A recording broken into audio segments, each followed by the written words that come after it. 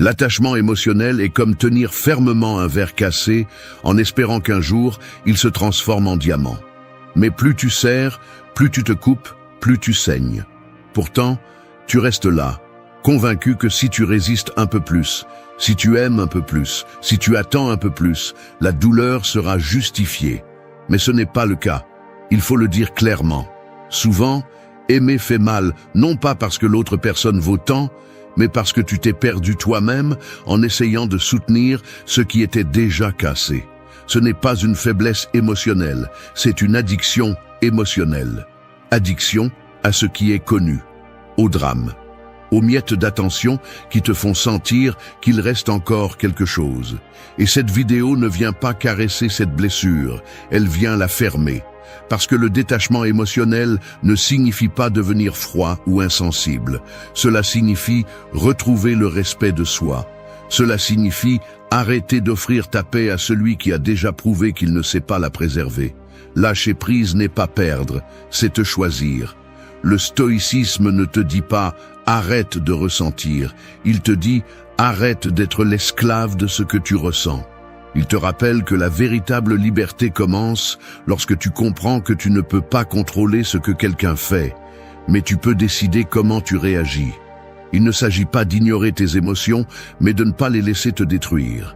Cette vidéo est un guide pratique, direct et sans fioriture pour t'aider à lâcher prise en toute conscience. 8 principes clairs, 8 coups de vérité qui peuvent faire un peu mal, mais qui vont aussi te réveiller. Reste jusqu'à la fin, parce qu'une seule phrase peut te donner le courage qui t'a manqué pour fermer une fois pour toutes ce qui est resté ouvert trop longtemps. 1.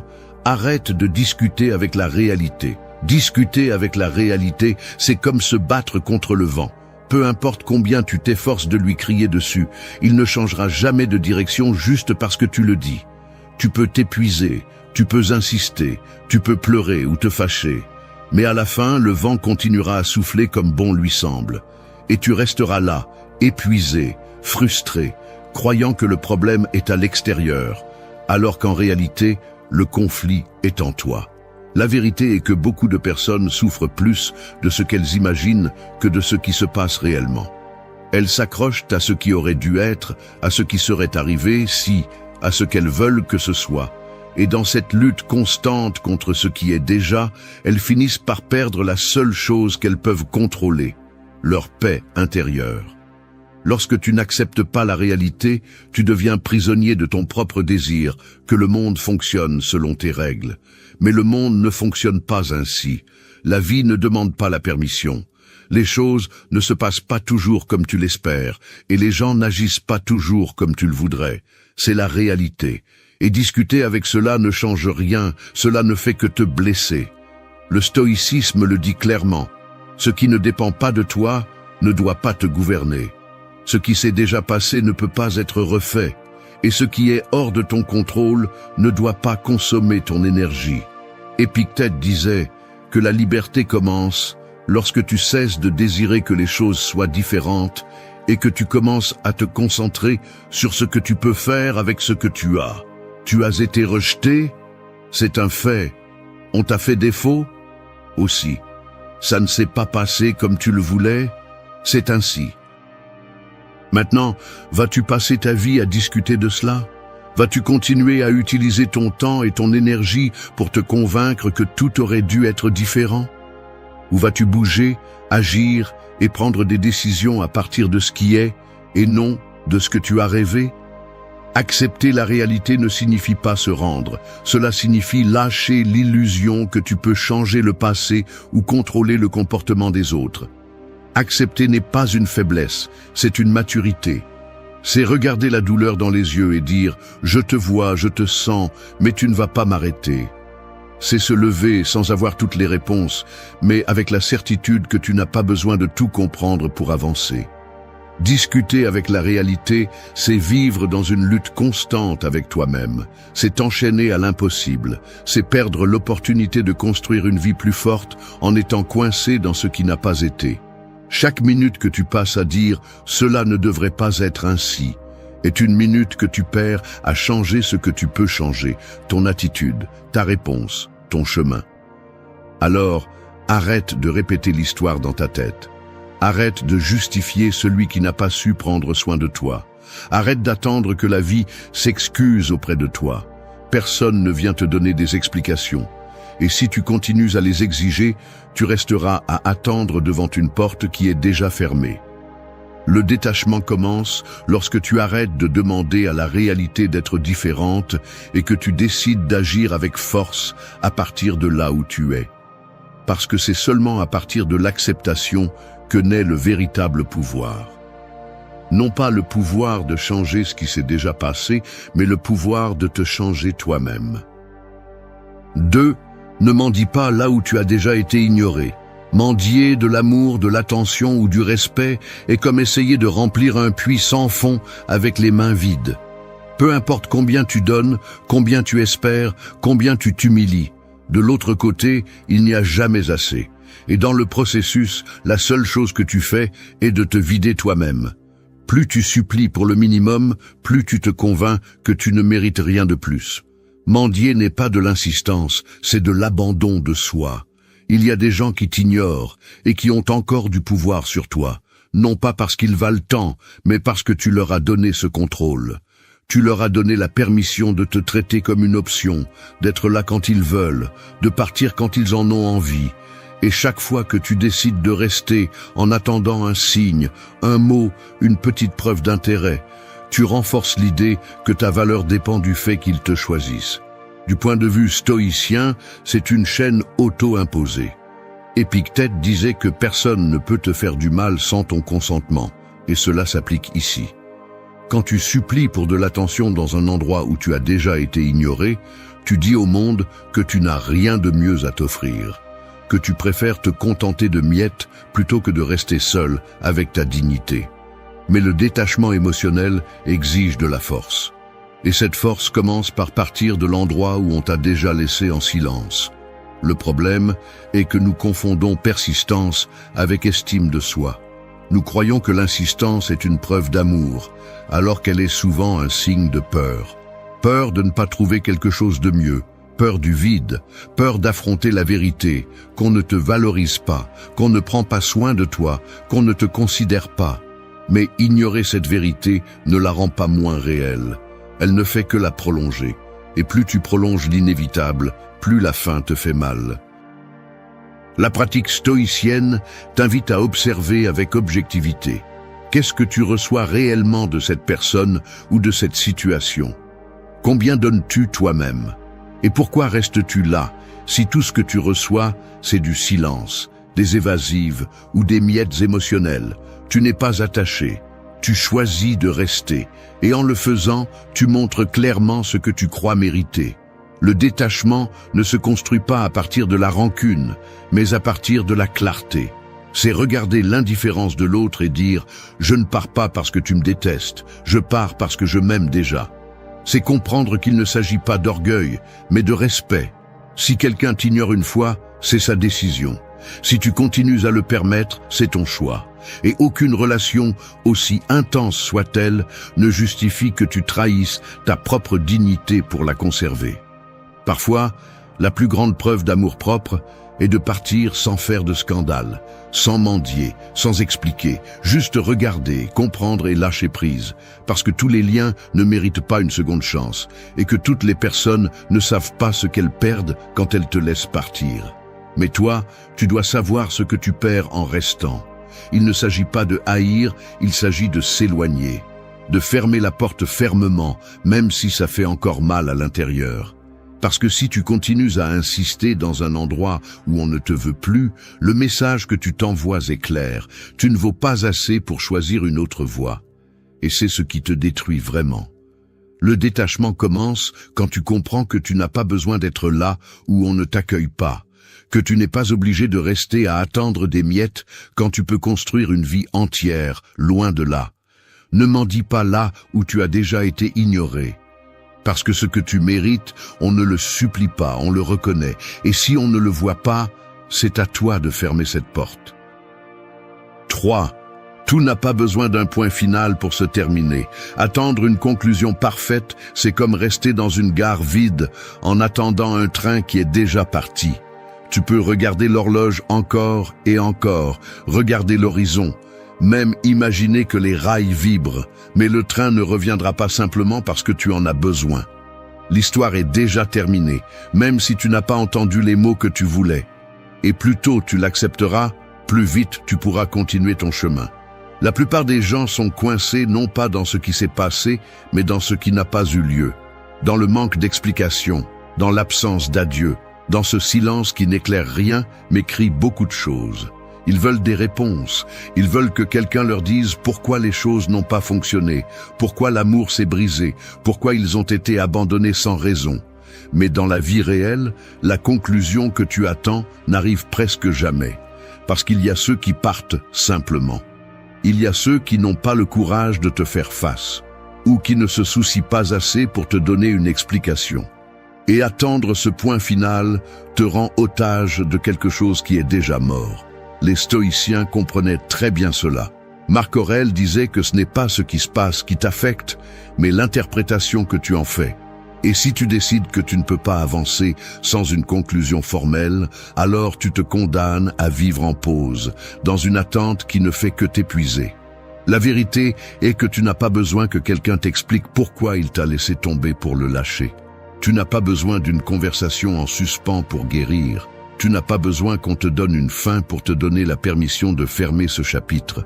Accepter que tout n'a pas besoin d'un point final n'est pas de la résignation, c'est du pouvoir. C'est comprendre que la vie est chaotique, que toutes les histoires ne se terminent pas par un adieu clair, et que souvent l'absence de réponse est la réponse. C'est réaliser que tu peux décider quand fermer, même si l'autre personne n'apparaît pas, ne parle pas, ne ferme pas. Et cela, même si ça fait mal, libère aussi. Continuer à attendre une conclusion te lie au passé. Ça te maintient à la recherche de signes, à vérifier les messages, à recréer des conversations dans ton esprit qui ne se produiront jamais. Ça te vole de l'énergie que tu pourrais utiliser pour grandir, pour te concentrer sur toi, pour recommencer. Le détachement commence lorsque tu arrêtes de vivre en attendant que l'autre revienne, demande pardon ou dise ce qu'il n'a jamais dit. Le silence peut aussi être une conclusion, l'indifférence peut aussi être une réponse, et le vide peut aussi être le signe qu'il est temps de lâcher prise. Tout n'a pas à se terminer par une étreinte, par une explication, par un « je te souhaite le meilleur ».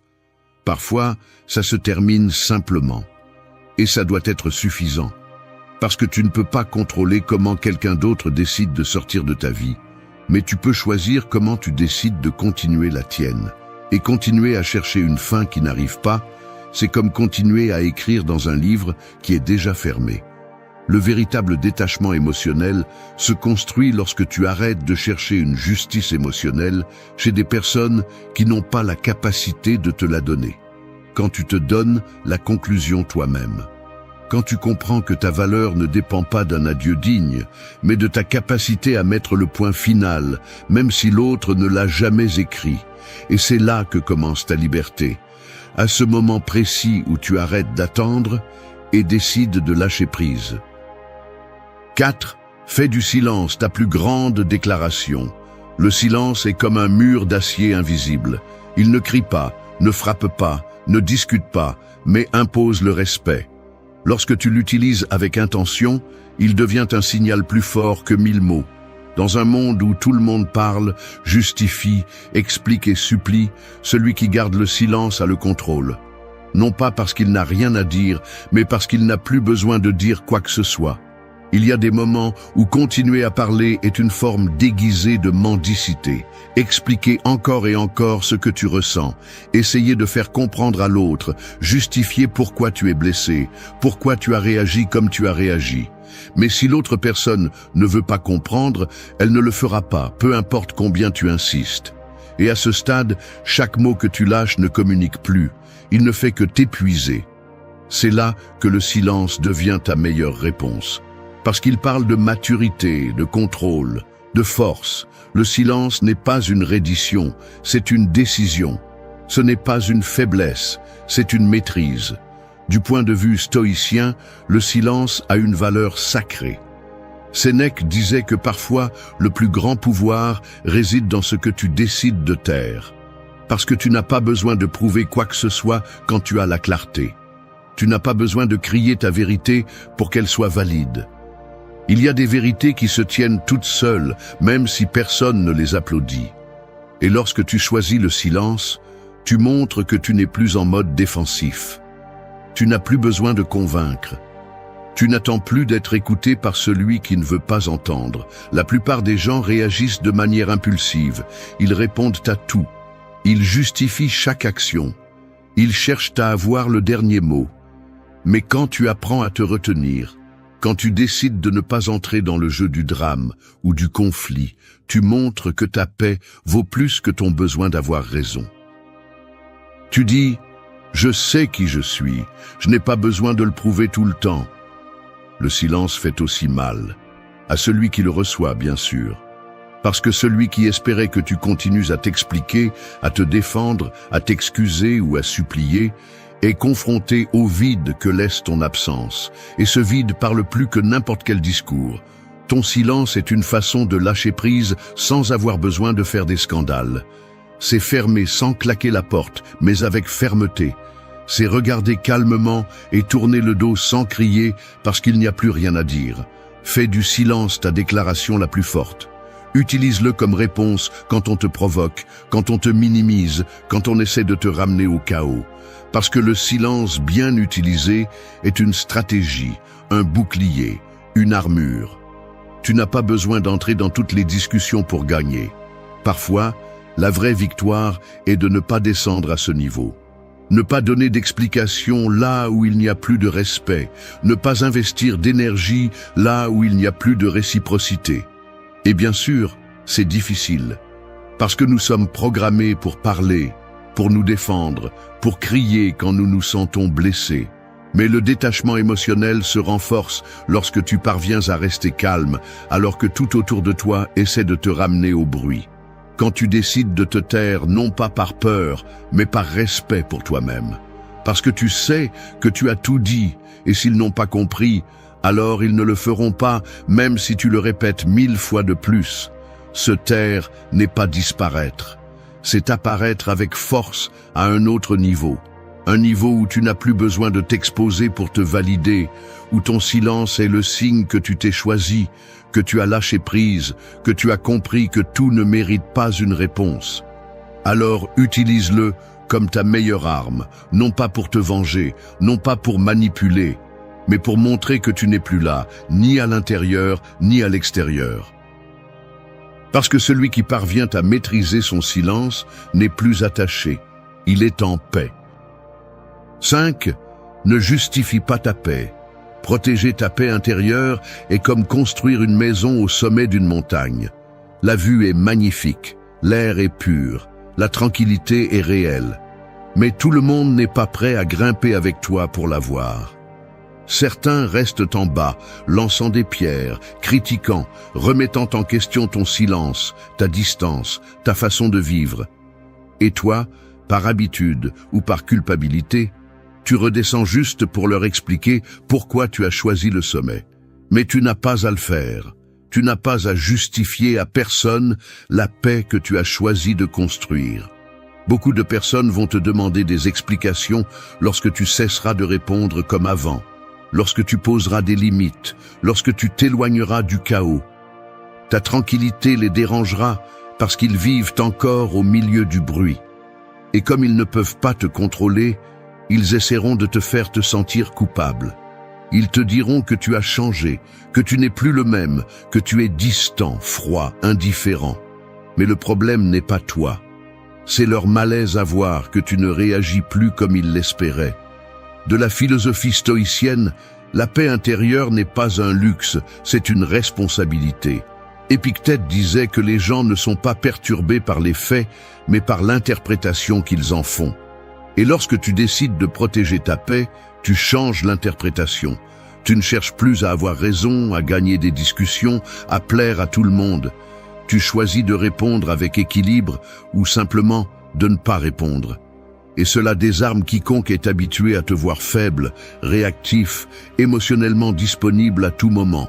Tu n'as pas à expliquer pourquoi tu ne t'exposes plus à certains environnements, pourquoi tu t'es éloigné de certaines personnes, pourquoi tu as cessé de t'impliquer dans des situations qui auparavant t'épuisaient. Ta paix ne se justifie pas, elle se protège.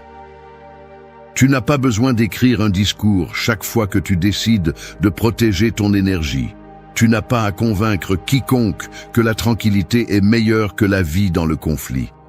S'ils ne comprennent pas, ce n'est pas ton problème. Tu as déjà compris quelque chose qu'ils ne voient pas encore. Le besoin d'expliquer tout vient souvent de la peur d'être rejeté. Nous voulons que les autres comprennent nos décisions pour sentir qu'ils continuent à nous approuver. Mais quand tu as besoin d'approbation pour avoir la paix, alors cette paix n'est pas la tienne, elle est empruntée. Et ce qui est emprunté, tôt ou tard, se paie. La paix authentique naît lorsque tu comprends que tu n'as pas à demander la permission de protéger ce qui te fait du bien, que tu n'as pas besoin d'être compris pour être en équilibre, qu'il y a des décisions qui se prennent en silence et qui n'ont pas besoin d'être validées par quiconque. Ne justifie pas ta paix, défends-la, protège-la comme quelque chose de sacré, parce que dans un monde où tout est bruit, distraction et réaction automatique, la tranquillité intérieure est un acte de rébellion, une déclaration de pouvoir, une limite ferme qui dit « je n'entre plus ici, cela ne me concerne plus, cette énergie n'est plus la bienvenue ». Et celui qui te valorise vraiment ne te demandera pas de renoncer à ta tranquillité pour t'approcher. Il montera avec toi au sommet, ou du moins, il respectera ta décision de rester là. Les autres ne comptent tout simplement pas. Non pas parce que tu les détestes, mais parce qu'ils n'ont plus de place là où tu te sens enfin en paix. 6. Pose des limites sans t'excuser pour elles. Poser une limite est comme tracer une ligne dans le sable juste avant une tempête. Ce n'est pas une menace, c'est un avertissement silencieux. C'est la façon dont tu te dis à toi-même « jusqu'ici j'arrive, à partir d'ici je ne passe pas ». Celui qui comprend respectera, celui qui ne comprend pas essaiera de l'effacer. Mais cela ne signifie pas que tu dois t'excuser de l'avoir marqué. Au contraire, chaque fois que tu te sens coupable de te protéger, tu cèdes du terrain émotionnel qui t'appartient.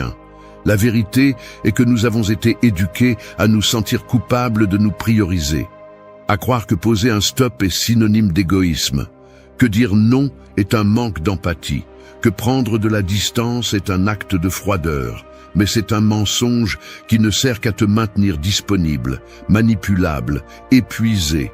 Et il arrive un moment où tu dois décider si tu continues à manger dans l'assiette cassée de l'acceptation des autres ou si tu te lèves de la table avec ta dignité intacte. Le stoïcisme n'est pas une philosophie complaisante, c'est une pratique de clarté. Marc Aurèle l'a bien dit. Ce qui n'est pas bon pour la ruche n'est pas bon pour l'abeille, et cela s'applique aussi à ta vie. Si quelque chose ne te fait pas du bien, tu n'as pas à te justifier. Si quelqu'un te fait du mal, tu n'as pas besoin de rester à expliquer tes raisons de t'éloigner. Si une situation t'épuise, tu n'es pas obligé de rester là par engagement, par histoire, par peur ou par pression sociale. Les limites sont une forme d'amour de soi, pas une attaque contre les autres. Elles ne sont pas posées pour punir, mais pour protéger. Mais quand tu es habitué à plaire, chaque limite se sent comme une trahison. Non pas parce que tu fais quelque chose de mal, mais parce que tu fais quelque chose que tu ne t'étais jamais permis auparavant. Prendre soin de toi en premier, et cela dérange. Ceux qui ont profité, ceux qui étaient habitués à avoir un accès illimité à ton énergie, à ton temps, à ton attention. Tu n'as pas à expliquer à personne pourquoi tu as arrêté de répondre si rapidement, pourquoi tu ne tolères plus certaines attitudes. Pourquoi tu as choisi de t'éloigner de ceux qui ne te cherchent que quand ça leur convient? Tes limites parlent pour toi. Si tu as besoin de t'excuser chaque fois que tu en poses une, alors tu n'as pas encore compris. Et si quelqu'un est dérangé par cette limite, c'est la meilleure confirmation qu'elle aurait dû être là dès le début. Le détachement émotionnel se renforce lorsque tu arrêtes de négocier ta tranquillité pour t'intégrer. Quand tu comprends que tu n'es pas responsable de la façon dont les autres réagissent à tes décisions. Tout ce que tu as à faire est d'être cohérent avec toi-même. Défendre ce qui te fait du bien sans te sentir coupable. Te respecter sans baisser la voix. Couper ce qui fait mal sans rester coincé dans le drame. Pose tes limites sans trembler, sans donner d'explications que personne n'a demandé, sans t'excuser de vouloir être en paix. Parce que celui qui se sent offensé lorsque tu décides de prendre soin de toi n'a jamais vraiment été à tes côtés, il n'était proche que tant que cela lui était bénéfique. Tu n'es pas ici pour soutenir les autres au risque de t'effondrer. Tu es ici pour te construire à partir du respect, et ce respect commence par toi. 7. Remplis le vide avec un but, pas avec des personnes. Le vide émotionnel est comme une pièce sombre. Tu entres et la première chose que tu fais est de chercher un interrupteur, quelque chose qui l'éclaire, quelque chose qui le remplisse. Dans le désespoir de ne pas être seul avec toi-même, toute étincelle semble suffisante. Une conversation superficielle, une compagnie éphémère, une distraction momentanée. Mais quand la lumière s'éteint à nouveau, tu te rends compte que la pièce est toujours aussi vide. Parce que tu l'as remplie avec la première chose que tu as trouvée, pas avec ce dont tu as vraiment besoin. L'erreur la plus courante lorsque nous traversons une perte, une déception ou une rupture est d'essayer de combler ce vide avec des personnes. Pas avec des connexions réelles, mais avec des présences qui ne font que couvrir le silence sans guérir ce qui fait mal. Nous sautons de lien en lien sans traiter le précédent, croyant que quelqu'un d'autre va nous sauver de la douleur, que l'amour d'une autre personne va reconstruire ce qui a été brisé à l'intérieur. Mais personne ne peut le faire. Personne ne peut remplir un espace que tu évites toi-même d'habiter. Du point de vue du stoïcisme, le but est ce qui donne un sens à l'existence, pas les relations, pas la validation, pas les stimuli externes. Sénèque disait que la vie sans direction est errante. Et quand tu n'as pas un but clair, tu finis par chercher un sens dans l'immédiat, en celui qui te fait te sentir bien pendant un moment, en celui qui calme l'anxiété, en celui qui distrait ton esprit du poids émotionnel que tu n'as pas osé porter. Mais cette recherche constante des autres est une forme d'évasion, et ce qui est évité se répète. Le détachement émotionnel ne consiste pas seulement à lâcher prise sur quelqu'un, mais à apprendre à ne pas avoir besoin de remplir chaque espace avec une présence étrangère. Il s'agit de se reconstruire de l'intérieur, de regarder ton vide en face et de te demander « Que puis-je construire ici ? Que puis-je apprendre de cela ? Quelle partie de moi avais-je abandonnée en priorisant les autres ?» C'est inconfortable, oui, mais c'est aussi libérateur, parce que lorsque tu remplis ta vie avec un but, tu n'as plus besoin que quelqu'un vienne te compléter. Le but n'est pas toujours quelque chose de grandiose ou de parfait. Il peut être petit, quotidien, silencieux. Il peut s'agir de prendre soin de toi, de t'améliorer dans ce que tu fais, d'apprendre quelque chose de nouveau, de t'engager dans un processus. Mais il doit naître de toi. Il doit te donner une direction. Parce que quand tu sais où tu vas, tu ne t'arrêtes plus pour ceux qui restent derrière. Tu ne te perds plus pour ceux qui n'ont pas voulu t'accompagner. Tu ne confonds plus la compagnie avec la connexion ni l'attention avec l'amour. Tu n'es pas brisé, tu es vide de sens. Et c'est ta responsabilité, pas celle de quelqu'un d'autre. Tant que tu continueras à chercher des personnes pour remplir ce que tu n'as pas osé construire, tu continueras à dépendre émotionnellement de liens qui ne te font pas de bien. Et chaque fois que tu t'abandonnes pour ne pas te sentir seul, tu te vides davantage. Remplis ton vide avec un but, pas avec des visages qui s'estompent, pas avec des mots creux, pas avec l'illusion que quelqu'un d'autre va te sauver. Seul toi peux faire ce travail. Seul toi peux entrer dans cette pièce sombre et commencer à la remplir avec ce qui compte vraiment. Parce que quand ta vie a une direction, tout ce qui n'ajoute pas tombe de lui-même. 8. Arrête de revivre des scènes qui se sont déjà terminées d'elles-mêmes. Revivre mentalement ce qui s'est déjà passé, c'est comme entrer dans un théâtre vide et répéter encore et encore une pièce que plus personne ne regarde. La scène est sombre, le public est parti, les acteurs ont disparu, mais tu es toujours là, jouant le même scénario, espérant que quelque chose change dans une fin qui a déjà eu lieu.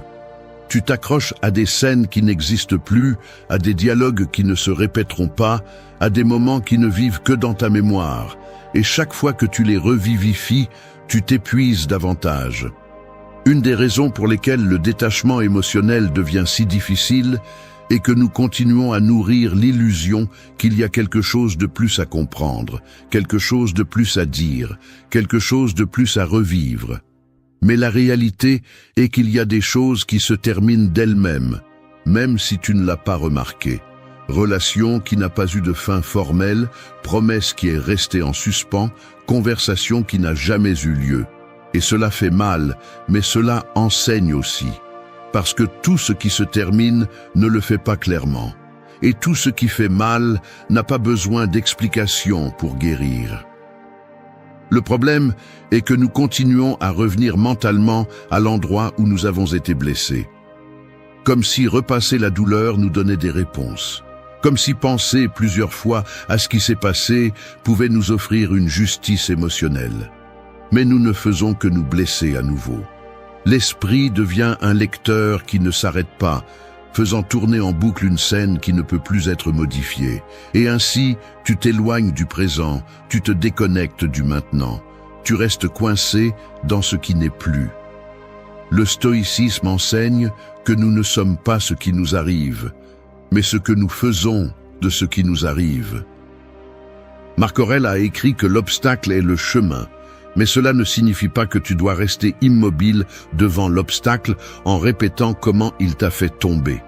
Cela signifie que tu dois le traverser, apprendre, te relever et continuer.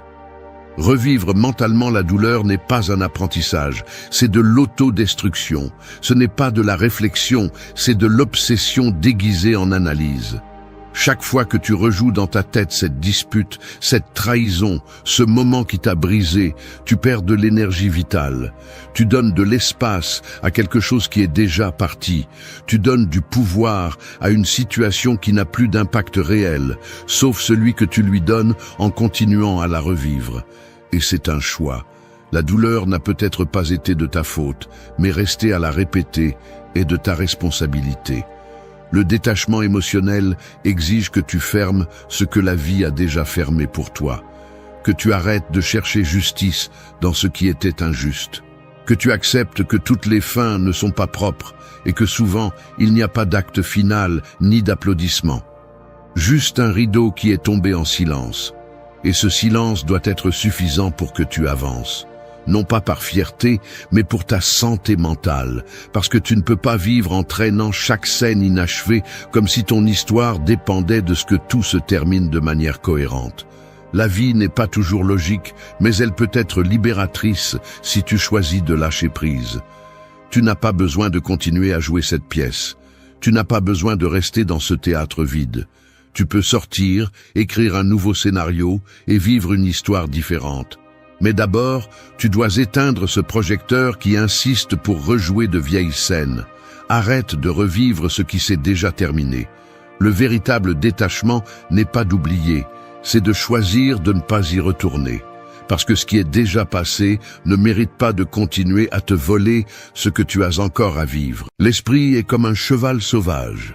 Si tu n'apprends pas à le dompter, il te traîne par terre à chaque bruit, à chaque ombre, à chaque frayeur. Et le pire, c'est que beaucoup se sont habitués à vivre ainsi, secoués par la peur, la colère, l'anxiété. Ils laissent n'importe quelle bêtise, n'importe quel commentaire, n'importe quel inconvénient contrôler leur journée. Ils vivent tendus, irritables, sans se rendre compte que le véritable ennemi n'est pas à l'extérieur. Il est dans leur tête. Mais écoute-moi bien, le calme n'est ni un luxe ni un talent mystique. C'est une sacrée compétence, et comme toute compétence, elle s'entraîne.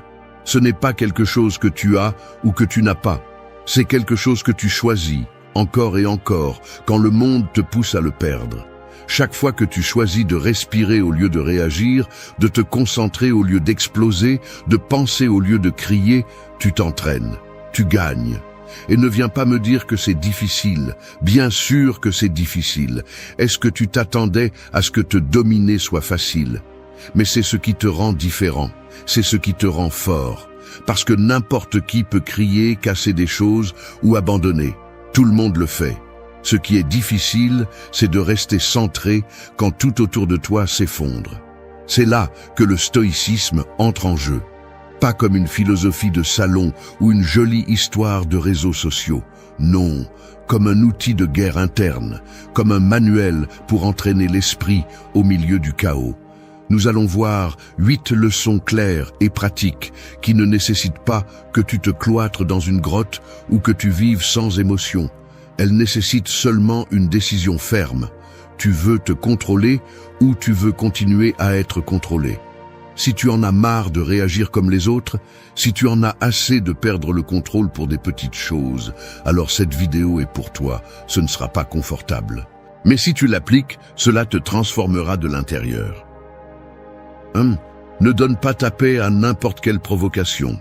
Imagine que ta paix est comme une maison construite au milieu du désert. Elle n'a pas de portes ouvertes, elle n'a pas de fenêtres cassées. C'est ton refuge. Mais chaque fois que quelqu'un te dit quelque chose que tu n'aimes pas, chaque fois que quelque chose ne se passe pas comme tu l'espérais, c'est comme si tu sortais toi-même, tu donnais les clés et tu disais « Prends, entre et mets tout en désordre ». Et le pire, c'est que tu le fais sans t'en rendre compte. Tu donnes le contrôle à n'importe qui.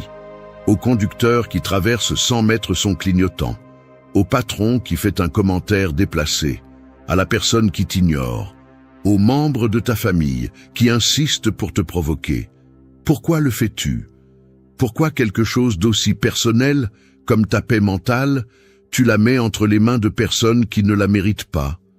C'est ici que tu dois commencer à penser comme un stoïcien, parce que le vrai pouvoir n'est pas de contrôler ce qui se passe à l'extérieur, mais de décider ce qui a le droit d'entrer en toi et ce qui n'a pas le droit. La plupart des gens vivent comme s'ils étaient des feuilles au vent. Si quelqu'un les regarde mal, ils se sentent offensés. Si quelqu'un les critique, ils s'effondrent. Si quelqu'un leur crie dessus, ils répondent en criant. Ils vivent à la merci de n'importe quel stimulus externe. Mais tu n'es pas ici pour être un de plus. Tu es ici pour t'entraîner, pour construire un esprit fort. Et cela commence par arrêter de réagir comme une alarme sans filtre. Tout ne mérite pas ton énergie. Tout ne nécessite pas une réponse. Tout n'en vaut pas la peine. Il y a des batailles qui ne servent qu'à te voler ton focus, ta tranquillité et ton contrôle. Et quand tu te laisses emporter par ces provocations, ce que tu dis, sans mots, c'est « Mon état émotionnel dépend de toi. Tu décides si je vais bien ou mal. » C'est de la faiblesse, c'est de l'esclavage mental. Un stoïcien ne donne pas ce pouvoir. Il le protège comme s'il s'agissait d'or. Bien sûr, il ne s'agit pas de tout supporter avec un visage tendu ou de faire semblant que rien ne t'affecte. Il s'agit d'apprendre à répondre au lieu de réagir. Une réponse vient de la raison, de la pause, de la maîtrise de soi. Une réaction vient de l'impulsion, de l'ego, de l'insécurité. Tu vois la différence? L'impulsion est rapide, facile et destructrice. La réponse est consciente, ferme et te maintient libre. Et dans cette vie, crois-moi, la liberté émotionnelle vaut plus que 1000 excuses après une explosion inutile. Chaque fois que tu décides de ne pas entrer dans le jeu de l'autre, chaque fois que tu choisis le silence au lieu du cri, chaque fois que tu respires profondément au lieu de te laisser emporter, tu entraînes ton esprit. Tu renforces le muscle de ton calme. La prochaine fois que quelqu'un cherchera à te provoquer, arrête-toi une seconde et demande-toi, cette personne mérite-t-elle que je perde mon centre? Cette situation a-t-elle le pouvoir de me gâcher la journée? Ou est-ce moi qui lui donne ce pouvoir? Parce que c'est la vérité inconfortable, on ne te prend pas la paix, tu la donnes. Et si tu es celui qui la donne, tu peux aussi être celui qui la défend. Fais-en un principe, un bouclier. Parce que lorsque tu apprends à ne pas réagir à tout, lorsque tu arrêtes de prendre tout personnellement, lorsque tu te rends compte que tu n'as pas besoin de gagner chaque discussion ni de prouver quoi que ce soit à qui que ce soit, tu deviens quelqu'un de dangereux. Quelqu'un qui n'est plus facile à manipuler, quelqu'un qui a choisi de vivre de l'intérieur, pas de l'extérieur. 2. Sois le gardien de ta voix intérieure. Ton esprit est comme une salle de contrôle. À l'intérieur, il y a une voix qui ne se tait jamais. Cette voix commente, juge, répète, insiste.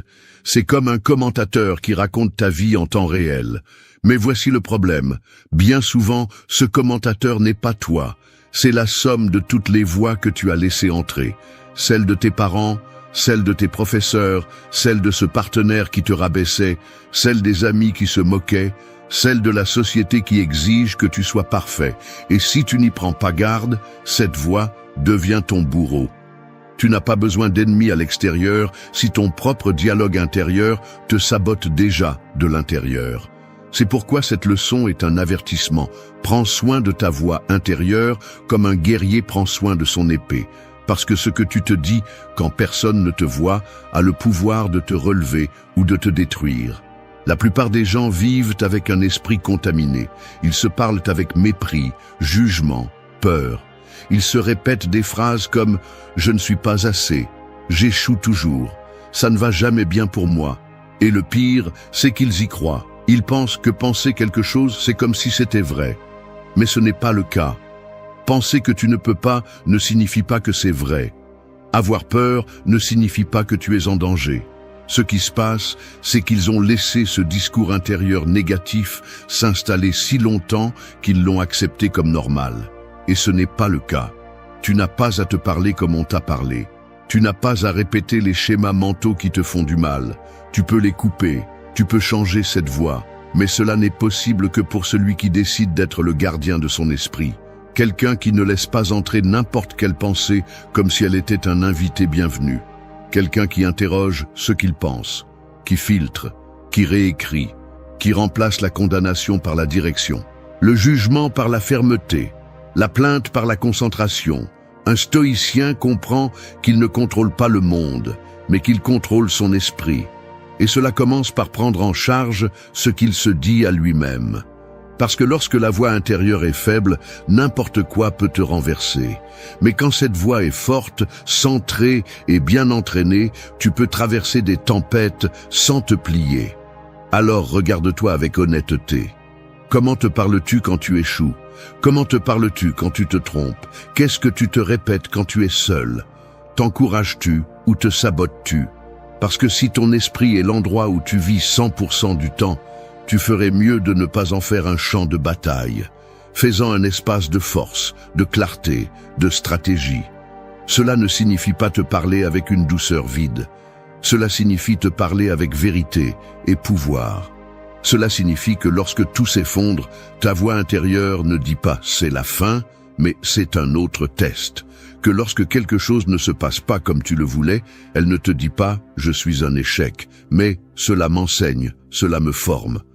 Chaque fois que tu entraînes cette voie, tu formes le noyau de ta stabilité, parce que tôt ou tard, le monde va essayer de te confondre. Tôt ou tard, quelqu'un va essayer de te faire douter de toi. Mais si ta voix intérieure est bien ancrée, aucun bruit extérieur ne peut te briser. Alors arrête de répéter les mêmes discours défaitistes. Questionne chaque pensée comme si elle était un intrus. Et deviens le filtre, le juge, le protecteur de ton esprit. Parce que cette voix que tu entends tous les jours n'est pas un simple murmure. C'est ton destin qui te parle. Et c'est à toi de décider si tu le guides vers la force ou vers la ruine. 3. Arrête de te lamenter et prends le gouvernail. Imagine que tu es sur un bateau au milieu de l'océan, avec le ciel chargé et les vagues qui frappent de tous côtés. Maintenant, imagine qu'au lieu de prendre le gouvernail, tu t'assois sur le pont pour pleurer parce que le temps a changé, parce que la mer n'est pas juste, parce que tu te sens victime de la tempête. Combien de temps penses-tu pouvoir tenir ainsi? Le fait est que beaucoup de gens vivent exactement de cette façon. Ils se lamentent, se plaignent, blâment le temps, le vent, le passé, les autres. Mais ils ne font pas la chose la plus importante, prendre le contrôle de ce qu'ils peuvent gérer. Ce point n'est pas une suggestion aimable, c'est un avertissement sérieux. Si tu ne cesses de te lamenter, le bateau coule. Si tu ne prends pas le gouvernail, peu importe ta force, tu finiras par t'écraser contre les rochers. parce que la vie n'attend personne, et encore moins celui qui décide de rester à pleurer pendant que le monde avance. Se lamenter est facile, tellement facile que beaucoup de gens s'y installent et font de la plainte leur maison. Ils se répètent des histoires de douleur, d'injustice, de pourquoi tout va mal pour eux, et s'enferment dans ce cycle comme s'il leur donnait une identité. Le problème est que cette identité te laisse impuissant. Pendant que tu lèches tes blessures, les jours passent. Pendant que tu répètes ce qu'on t'a fait, tu te retrouves sans énergie pour avancer. Pendant que tu attends qu'une force extérieure te sauve, tu ne fais que t'enfoncer davantage. Le stoïcisme ne te dit pas d'ignorer la douleur, ni de faire semblant que rien ne t'affecte. Il te dit que la douleur est là, mais que c'est toi qui décides ce que tu en fais. Tu peux l'utiliser comme excuse ou comme élan. Tu peux te vautrer dedans ou te relever plus fort. Mais tu ne peux pas faire les deux en même temps. C'est pourquoi, si tu veux vraiment entraîner ton esprit à rester calme, tu dois éliminer cette habitude de te lamenter chaque fois que les choses deviennent difficiles. Prends le gouvernail. Cela signifie accepter, sans excuse, que tu es responsable de ta direction. Pas de ce qui t'est arrivé, mais de ce que tu fais avec.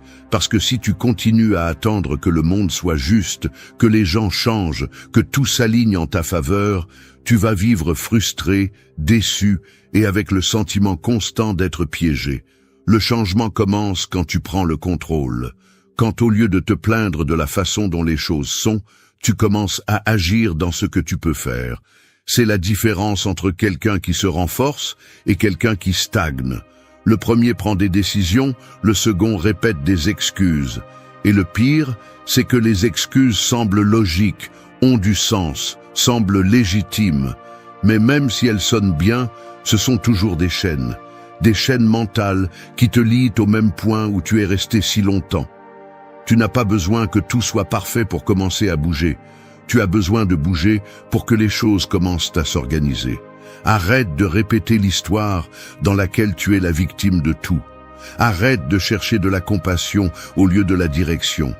Arrête d'utiliser tes blessures comme un drapeau. Tout le monde a une histoire difficile. Ce qui te distingue n'est pas ce que tu as vécu, mais ce que tu décides de faire à partir de maintenant. Le gouvernail a toujours été là, en attente que tu le prennes. Personne d'autre ne le fera pour toi. Alors lève-toi, secoue-toi et avance, parce que celui qui pleure sur le pont n'arrive à aucun port. Celui qui prend le contrôle, même avec peur, est celui qui finit par trouver la terre ferme. 4. Ne tombe pas dans le jeu de l'ego. L'ego est comme un miroir brisé. Tu te regardes et tu vois une image déformée, plus grande que ce qu'elle est réellement, ou plus fragile que ce que tu devrais être. Il te dit que tu dois prouver, que tu dois gagner tous les débats, que tu ne peux pas te permettre d'être contredit, que tu dois toujours avoir raison, que tu dois te démarquer, exceller, briller plus que les autres. Mais ce qu'il ne te dit pas, c'est qu'à chaque fois que tu tombes dans son jeu, tu perds en clarté, tu perds en concentration, tu perds en paix. L'ego ne cherche pas à ce que tu vives mieux, il cherche à ce que tu fasses semblant d'être au-dessus. Il ne se soucie pas de savoir si tu vas bien, il ne se soucie que de personne ne remarque si tu vas mal. C'est un piège déguisé en force. Il te fait croire que te défendre, concourir et te comparer est synonyme de valeur, alors qu'en réalité, c'est un signe que tu es déconnecté de ton véritable centre. L'ego se nourrit des opinions des autres, il a besoin d'une approbation constante, il est attentif à la façon dont on te regarde, à ce qu'on dit de toi, à savoir si on te valide ou si on t'ignore. Et quand quelque chose ne correspond pas à son image gonflée, il réagit comme une alarme hystérique, avec fierté, avec colère, avec victimisation. Mais le calme, celui que tu veux construire, ne peut pas cohabiter avec un ego affamé. Parce que là où il y a de l'ego, il y a du bruit. Là où il y a de l'ego, tout devient une menace. Là où il y a de l'ego, le moindre geste d'un autre est ressenti comme une attaque personnelle. Et ainsi, tu ne peux pas vivre en paix. Un jour tu es en haut croyant que tout t'appartient, et le lendemain tu t'effondres parce que quelque chose n'a pas marché comme tu le voulais. C'est une montagne russe émotionnelle, et pas parce que la vie est chaotique, mais parce que tu ne sais pas lâcher ce besoin de contrôler absolument comment les autres te voient. Le stoïcisme t'enseigne autre chose. Il t'enseigne à être fort sans avoir besoin d'être bruyant. Il t'enseigne que la vraie valeur ne se trouve pas dans combien on t'applaudit, mais dans combien tu te maîtrises quand personne ne te regarde. Il t'enseigne à accepter que tu n'as pas à gagner chaque débat pour prouver que tu as du caractère, que tu n'as pas à répondre à chaque provocation pour valider ton pouvoir, que tu n'as pas à avoir le dernier mot pour maintenir ta dignité. Parfois, se taire est plus sage que de crier. Parfois, faire un pas en arrière est plus fort que de foncer. L'ego te pousse à réagir, à concourir, à prouver. Le calme t'enseigne à choisir tes batailles, à lâcher ce qui ne vaut pas la peine, à laisser les autres penser ce qu'ils veulent sans que cela ne perturbe ta route. Ne confonds pas le silence avec la faiblesse, ni la sérénité avec la soumission. Le vrai pouvoir est de savoir que tu peux répondre, mais tu choisis de ne pas le faire parce que ton énergie vaut plus que le jeu sale de l'ego. Il est de savoir que ta valeur ne dépend pas de ce que tu parais, mais de ce que tu soutiens en interne. Si tu veux garder l'esprit au calme, tu dois apprendre à observer ton ego comme s'il était un enfant capricieux qui veut toujours de l'attention. Ne le déteste pas, ne le réprime pas, mais ne le laisse pas non plus prendre le volant. Écoute-le, comprends-le, mais ne lui obéis pas. Parce que l'ego n'est jamais rassasié. Il va toujours demander plus. Plus de validation, plus de victoire, plus de protagonisme. Et si tu le nourris, tu vas perdre de vue ce qui est le plus important, ton équilibre, ta route, ta paix. Apprends à lâcher le besoin de prouver quelque chose à quelqu'un. Tu n'es pas ici pour concourir avec le monde. Tu es ici pour te maîtriser toi-même. C'est le vrai jeu. Et si tu réussis à gagner là-dedans, alors rien à l'extérieur ne pourra te déstabiliser. 5. Fais de chaque défi ton champ de bataille mental. Chaque situation difficile à laquelle tu fais face est comme une tranchée qui apparaît au milieu du chemin. Tu peux la maudire, l'éviter, rester immobile en attendant qu'elle disparaisse, ou tu peux y entrer la tête haute, sachant que ce terrain inconfortable est la salle de sport de ton esprit. Il n'y a pas d'autre moyen de le renforcer. Personne ne s'entraîne dans le confort. Personne ne se trempe sous le doux soleil. C'est dans le conflit que le caractère se forge. C'est quand quelque chose se complique, quand tout semble se désorganiser, quand tu sens que tu es à la limite, que tu as devant toi le moment parfait pour grandir. Mais tu ne le feras pas si tu continues à voir les problèmes comme des punitions, si tu continues à te demander pourquoi toi, si tu ne comprends toujours pas que chaque défi est une opportunité pour entraîner la partie la plus importante de ta vie, ta façon de penser. L'erreur de beaucoup est qu'ils réagissent par une plainte automatique. Un imprévu survient, et la première chose qu'ils font est de se frustrer, de se mettre en colère, de s'effondrer. Ils s'en mêlent dans des pensées de victimes, se répètent qu'ils ne devraient pas passer par là, que la vie est injuste, qu'ils ont déjà supporté trop. Mais cela ne change rien, cela ne fait qu'épuiser, qu'empoisonner. Le stoïcisme te propose une autre vision. Au lieu de résister, utilise-le. Ne te demande pas pourquoi cela arrive. Demande-toi ce que tu peux entraîner au milieu de cela. Patience, discipline, clarté, humilité, acceptation, résistance, lâcher prise sur ce que tu ne contrôles pas, renforcer ce que tu peux. Chaque défi est une leçon déguisée, mais seul celui qui est éveillé, qui ne réagit pas comme un automate, qui a décidé de transformer la difficulté en maître, pas en ennemi, la voit. Cela ne signifie pas que tu vas apprécier la douleur, ni que tu vas devenir une machine sans émotion. Cela signifie que tu vas arrêter de vivre en pilote automatique, que tu vas regarder chaque obstacle comme un miroir.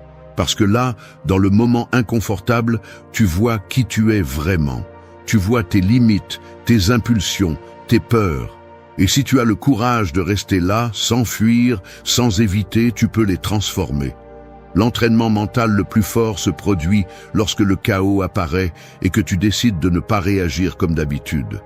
Lorsque tu choisis de penser avant d'agir, de respirer avant d'exploser, de rester ferme lorsque tout te pousse à t'effondrer.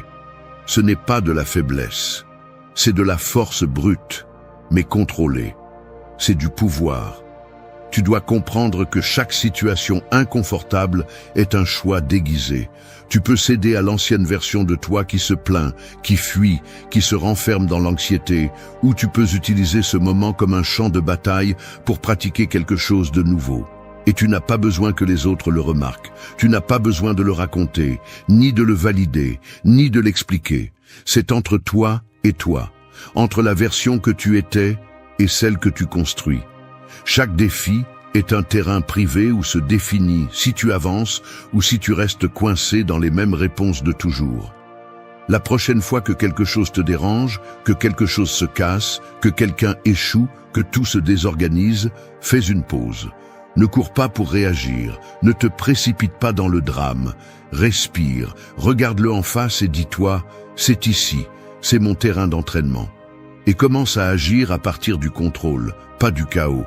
Parce que l'entraînement de l'esprit n'est pas quelque chose qui se fait en lisant de jolies phrases, il se fait au moment précis où tu sens que tu vas le perdre.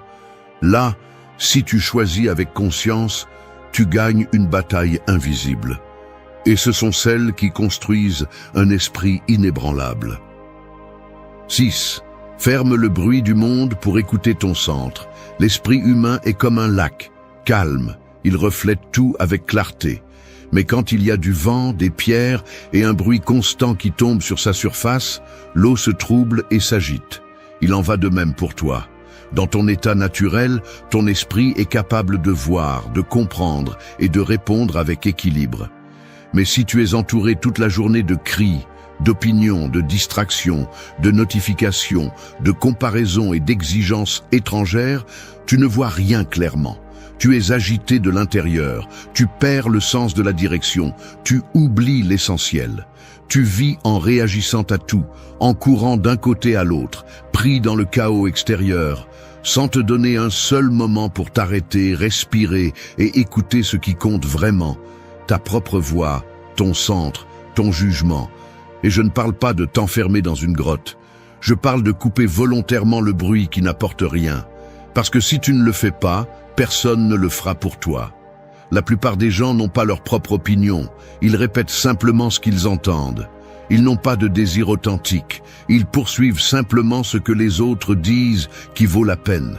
Ils ne savent pas qui ils sont, ils agissent simplement comme l'environnement l'attend. Pourquoi ? Parce qu'ils ne se sont jamais arrêtés pour fermer le bruit du monde. Ils sont toujours entourés de quelque chose qui leur parle, la télévision, les réseaux, la musique, les voix des autres. Il y a toujours quelque chose qui dit comment tu devrais être, ce que tu devrais avoir, ce dont tu devrais avoir peur.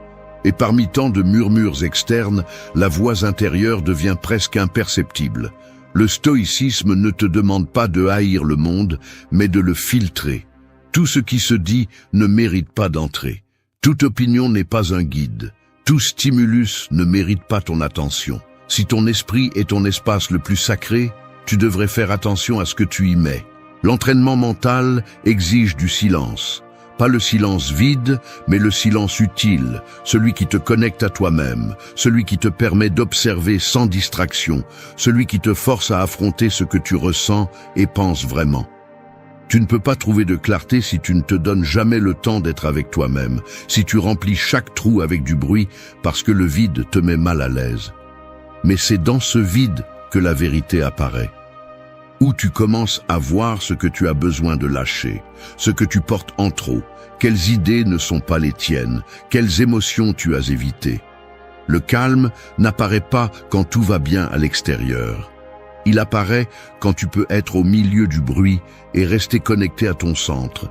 Et cela ne peut être réalisé que si tu t'entraînes. Fais-en une pratique quotidienne. Éteins ton téléphone pendant un moment. Va te promener sans musique. Reste silencieux 5 minutes au début de la journée. Observe tes pensées sans les juger. Apprends à être seul sans te sentir seul. Non pas parce que c'est mystique, mais parce que c'est essentiel. Parce que si tu ne t'écoutes pas, tu finiras par obéir au bruit de tous les autres. Et crois-moi, le monde a beaucoup de plans pour toi, mais la plupart n'ont rien à voir avec ton bien-être. Ce n'est que lorsque tu peux fermer ce bruit que tu peux commencer à prendre des décisions qui s'alignent vraiment avec ce que tu es, pas avec ce que les autres veulent que tu sois. Ton centre est cet endroit intérieur où rien d'extérieur ne peut te secouer. C'est ton ancre, ton point de stabilité. Mais tu ne le trouveras pas si tu ne fais pas de place, si tu ne nettoies pas, si tu ne choisis pas consciemment ce que tu laisses entrer et ce que tu laisses sortir. Alors commence aujourd'hui. N'attends pas d'avoir du temps, crée-le. N'attends pas de te sentir en paix pour faire le silence. Fais le silence pour trouver la paix. Parce que quand le monde crie, la seule façon de ne pas te perdre est de fermer le bruit et d'écouter ce que tu as à l'intérieur. 7. Entoure-toi de feu tranquille, pas de chaos déguisé en compagnie. Être avec les mauvaises personnes, c'est comme dormir à côté d'un feu mal fait. Il peut te donner un peu de chaleur par moment, mais il peut aussi te brûler quand tu t'y attends le moins. Toute compagnie n'est pas réconfortante, toute présence n'est pas un soulagement. Il y a ceux qui sont proches, mais qui n'apportent rien. Ils parlent beaucoup, mais ne disent rien. Ils rient fort, mais ne sont pas en paix. Ils remplissent tes oreilles d'histoire, mais vident ton énergie. Et là, tu es, le confondant avec de l'affection, te cramponnant à l'idée qu'il vaut mieux être avec quelqu'un que d'être seul, alors qu'en réalité, tu t'entoures de bruit, de drames, de tensions constantes. La vérité est que si tu veux garder ton esprit au calme, tu ne peux pas continuer à partager ton espace le plus intime avec des personnes qui ne savent qu'allumer des feux. Tu as besoin de feu, oui, mais de feu qui éclaire, qui inspire, qui réchauffe sans brûler. Des personnes avec une présence solide, pas avec des tempêtes constantes. Des personnes qui ne t'entraînent pas dans le chaos, mais qui t'invitent à la tranquillité. Le problème est que beaucoup de gens confondent intensité avec connexion. Ils se sentent vivants parmi les cris, les disputes, les hauts et les bas, et pensent que c'est de la passion, que c'est de la proximité. Mais ce n'est pas le cas. Ce n'est que de la dépendance émotionnelle mal déguisée. Le stoïcisme est clair à ce sujet. Si quelque chose ou quelqu'un te décentre constamment, ce n'est pas de la force, c'est de la faiblesse. Tu ne grandis pas, tu recules. La compagnie que tu choisis façonne ta façon de penser, ton état émotionnel, ta capacité à te concentrer. Si tu t'entoures de personnes chaotiques, impatientes, réactives, qui vivent pour le drame et ne connaissent pas le silence intérieur, tôt ou tard tu vas parler comme elles, réagir comme elles, vivre comme elles.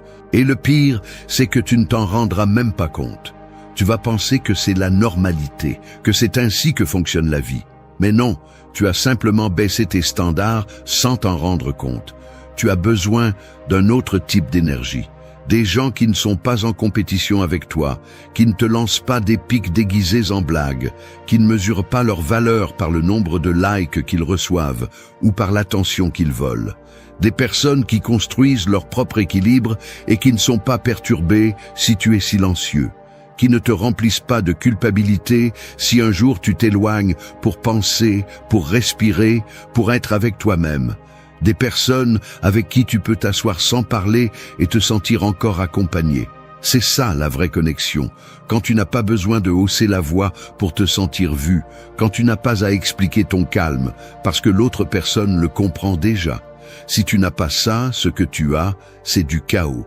Et si ton esprit est en train de se renforcer, la dernière chose dont tu as besoin est d'ouvrir la porte à ce type d'énergie.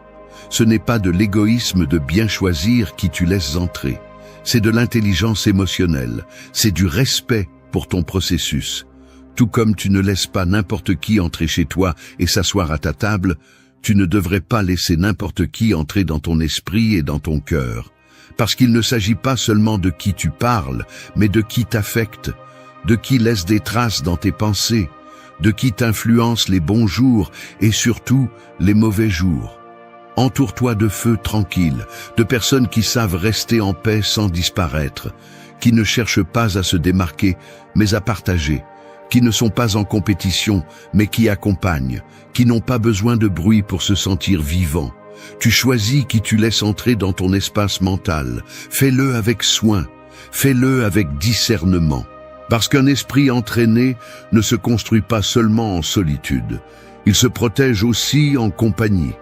Et si tu ne choisis pas bien avec qui tu marches, tu finiras par éteindre ton feu intérieur juste pour maintenir une relation qui n'en vaut pas la peine. 8. Ne fais pas d'une tempête qui durera des minutes une éternité. Une tempête peut sembler éternelle lorsque tu es dessous sans abri. Le vent frappe, la pluie assourdit, les éclairs aveuglent et tout semble interminable.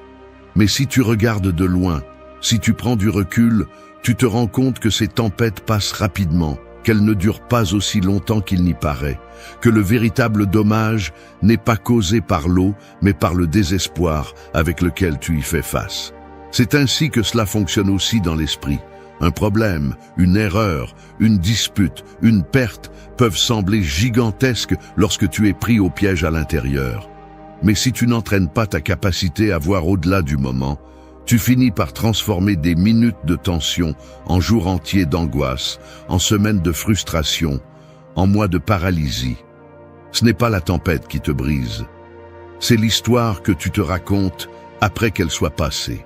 L'être humain a la mauvaise habitude de revivre la douleur encore et encore. Quelque chose se produit et, au lieu d'apprendre, de laisser aller et de continuer, il s'accroche. Il le répète mentalement, en parle à tout le monde, le traîne dans chaque conversation interne. Et ainsi, ce qui aurait dû durer un instant devient un fardeau qui contamine tout. C'est la différence entre un fait et une souffrance prolongée. Le stoïcisme le comprend bien. Ce qui se passe est hors de toi, mais comment tu l'interprètes, comment tu l'assimiles, combien de temps tu le retiens, c'est ton choix. Tu ne peux pas empêcher l'arrivée de la tempête, mais tu peux éviter de rester immobile sous la pluie lorsque tu as déjà la possibilité d'avancer. Les personnes fortes ne sont pas celles qui ne ressentent pas. Ce sont celles qui ne stagnent pas. Celles qui savent que la douleur a sa place, mais pas son royaume. Que la tristesse a son moment, mais pas son trône. Que la colère peut te rendre visite, mais pas rester à vivre. Si tu veux entraîner ton esprit à la tranquillité, tu dois apprendre à lâcher prise rapidement, à fermer des cycles sans traîner de culpabilité, à arrêter d'utiliser le passé comme excuse pour ne pas bouger. Parce que chaque fois que tu revivifies une blessure, tu la rouvres. Chaque fois que tu répètes la même pensée toxique, tu la rends plus forte. Et chaque fois que tu prolonges une tempête avec ton esprit, tu te sabotes. Tu décides combien de temps dure ta douleur. Tu décides si une chute fait partie du chemin ou si c'est la fin du voyage. Tu décides si tu restes à raconter ce qui s'est passé ou si tu fais un pas et commences à écrire ce qui suit. Le calme n'est pas l'absence d'émotions, c'est la capacité de les diriger. C'est savoir quand ressentir et quand laisser aller. C'est ne pas permettre qu'un mauvais moment définisse ta journée, ta semaine, ton identité. C'est comprendre qu'il y a des choses qui font mal, oui, mais elles n'ont pas le droit de s'installer si tu ne leur ouvres pas la porte. Alors, la prochaine fois que quelque chose te perturbe, que quelque chose te fait trembler de l'intérieur, souviens-toi de ceci. La tempête peut être réelle, mais si tu restes en dessous par choix, alors ce n'est plus le monde qui te punit, c'est toi qui te fais du tort. Apprends à regarder le ciel, à attendre avec fermeté, à protéger ton esprit du drame inutile. Parce qu'au final, aucune tempête n'est éternelle, à moins que tu ne décides de vivre dedans. Il y a des moments où l'on se fatigue, tout simplement. Des excuses, du bruit, de ne pas avancer, de porter une version de soi-même qui ne représente rien de plus que la peur qui s'est accumulée au fil des ans. Et c'est justement là, dans cette fatigue profonde, que commence la véritable transformation. Pas quand tout est en ordre, pas quand quelqu'un vient te sauver, mais quand tu décides de te confronter à toi-même sans masque et que tu fais un pacte silencieux avec ton caractère. Ce n'est pas une vidéo pour ceux qui veulent juste se sentir bien pendant un moment. C'est un appel direct à ceux qui sont prêts à arrêter de se cacher derrière des excuses, le besoin d'approbation et cette idée faible que la valeur personnelle dépend de ce que les autres pensent. Parce que la vérité est celle-ci, claire et dure. Si tu ne deviens pas ta base, ton refuge, ton propre moteur, le monde finira par te traîner vers le superficiel et l'irrélevant. La force dont tu as besoin n'est pas dans ce que les autres voient en toi. Elle est dans ce que tu fais quand personne ne te regarde, dans ta réaction quand rien ne va bien, dans les mots que tu utilises avec toi-même quand tu es seul, dans le fait de rester ferme ou de te briser quand les choses deviennent difficiles. Se transformer n'est pas confortable, ce n'est pas beau, ce n'est pas rapide, c'est un processus brut, parce qu'il implique de laisser derrière soi des parties de soi qui ne servent plus. C'est renoncer à de vieilles excuses que tu portes depuis des années. C'est choisir la douleur de grandir plutôt que le plaisir de rester le même. Et surtout, c'est arrêter de négocier avec ton caractère. Dans cette vidéo, tu trouveras 8 leçons qui ne sont pas conçues pour te divertir. Elles sont faites pour te confronter à toi-même, pour que tu te regardes en face, sans fioriture, et que tu reconnaisses que tu peux faire plus, mais seulement si tu as le courage de bouger de l'intérieur. Ici, tu ne trouveras pas de mots doux, tu trouveras la vérité. Parce que si tu cherches un vrai changement, tu as besoin d'entendre ce que personne d'autre n'ose te dire. 1. Brise l'inertie. Imagine que tu es dans une pièce sombre, immobile, les pieds attachés par des cordes invisibles. Il n'y a pas de cri, pas de menace, mais il n'y a pas non plus de mouvement. Tu es juste là, respirant lentement, pensant que tu te reposes, alors qu'en réalité tu te décomposes de l'intérieur. C'est ça, l'inertie. Silencieuse, confortable, meurtrière. L'inertie ne se ressent pas comme un ennemi. Elle se déguise en routine, en stabilité, en prudence. Elle te murmure que demain sera meilleur, que tu es trop fatigué aujourd'hui, que ce n'est pas encore le moment. Et toi, sans t'en rendre compte, tu adhères à son discours. Tu t'assois, tu te convaincs. Et jour après jour, le corps s'habitue à ne pas bouger, l'esprit s'oxyde, la volonté s'affaiblit. C'est ainsi qu'une vie meurt, lentement, sans drame, sans bruit. Briser l'inertie n'est pas une décision confortable, mais c'est la seule qui compte lorsque tu es bloqué. Personne ne le fera pour toi, personne ne peut te pousser de l'extérieur si tu ne décides pas toi-même de te lever. C'est comme enlever un bandage que tu portais depuis si longtemps qu'il faisait déjà partie de ta peau. Ça fait mal, ça brûle, mais ça te rend ta vision. Et avec la vision vient la direction. La philosophie stoïcienne est claire sur ce point. Tu ne contrôles pas le monde, mais tu contrôles ta capacité à agir. Épictète le disait avec force, ce ne sont pas les choses qui nous blessent, mais notre attitude envers elles. Et l'inertie est une attitude, pas une condition. Tu n'es pas piégé, tu es endormi. Et se réveiller nécessite de la volonté, pas des miracles.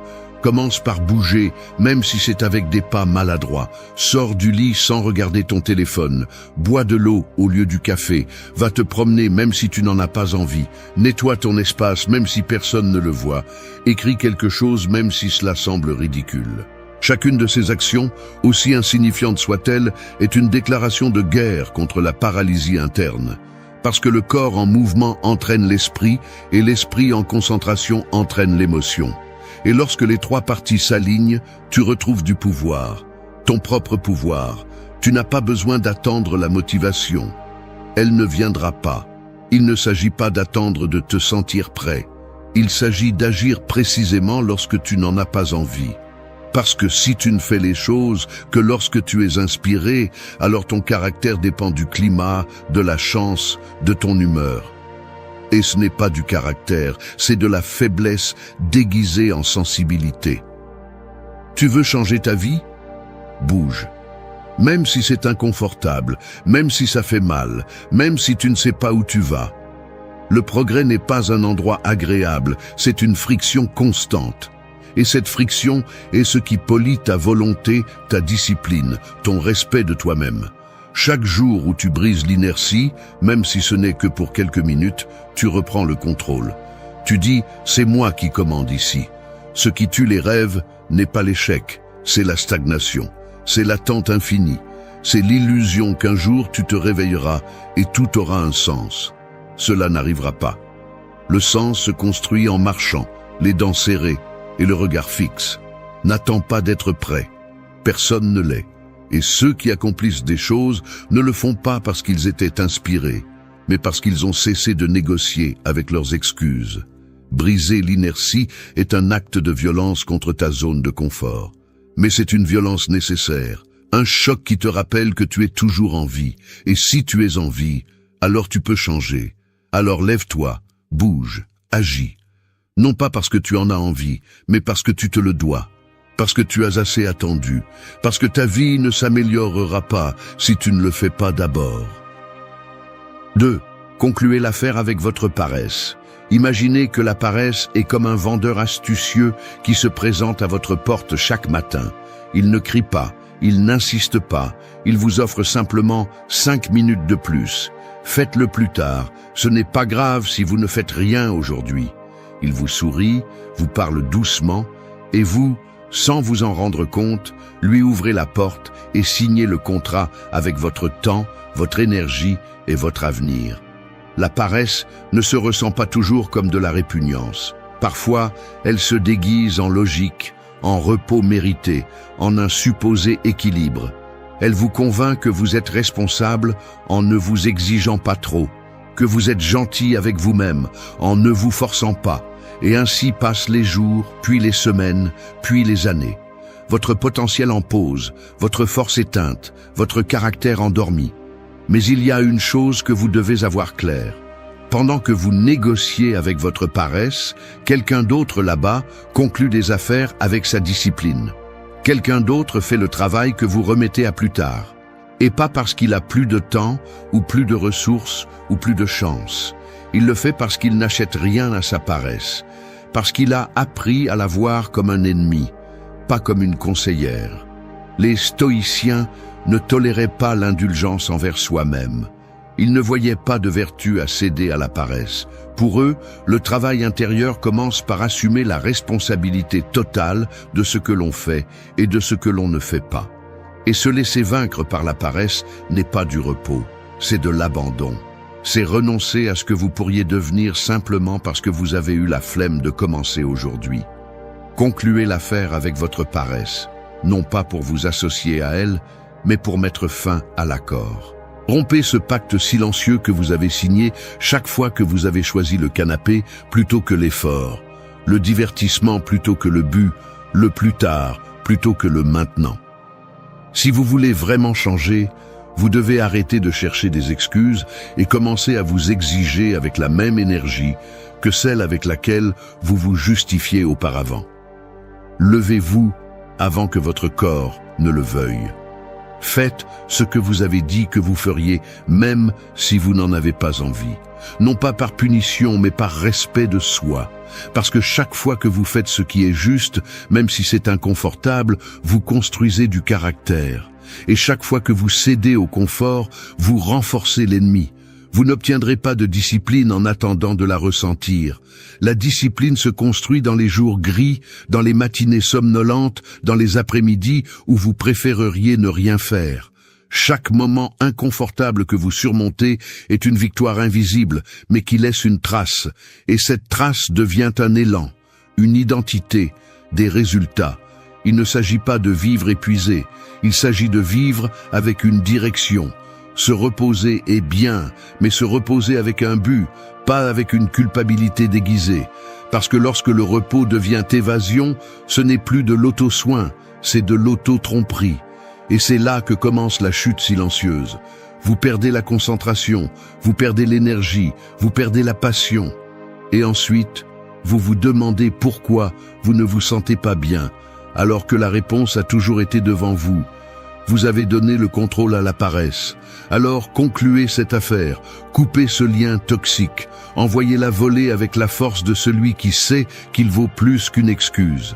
Vous n'êtes pas ici pour survivre à la journée, vous êtes ici pour la dominer, pour vous construire à partir de l'effort, de l'action, de la volonté.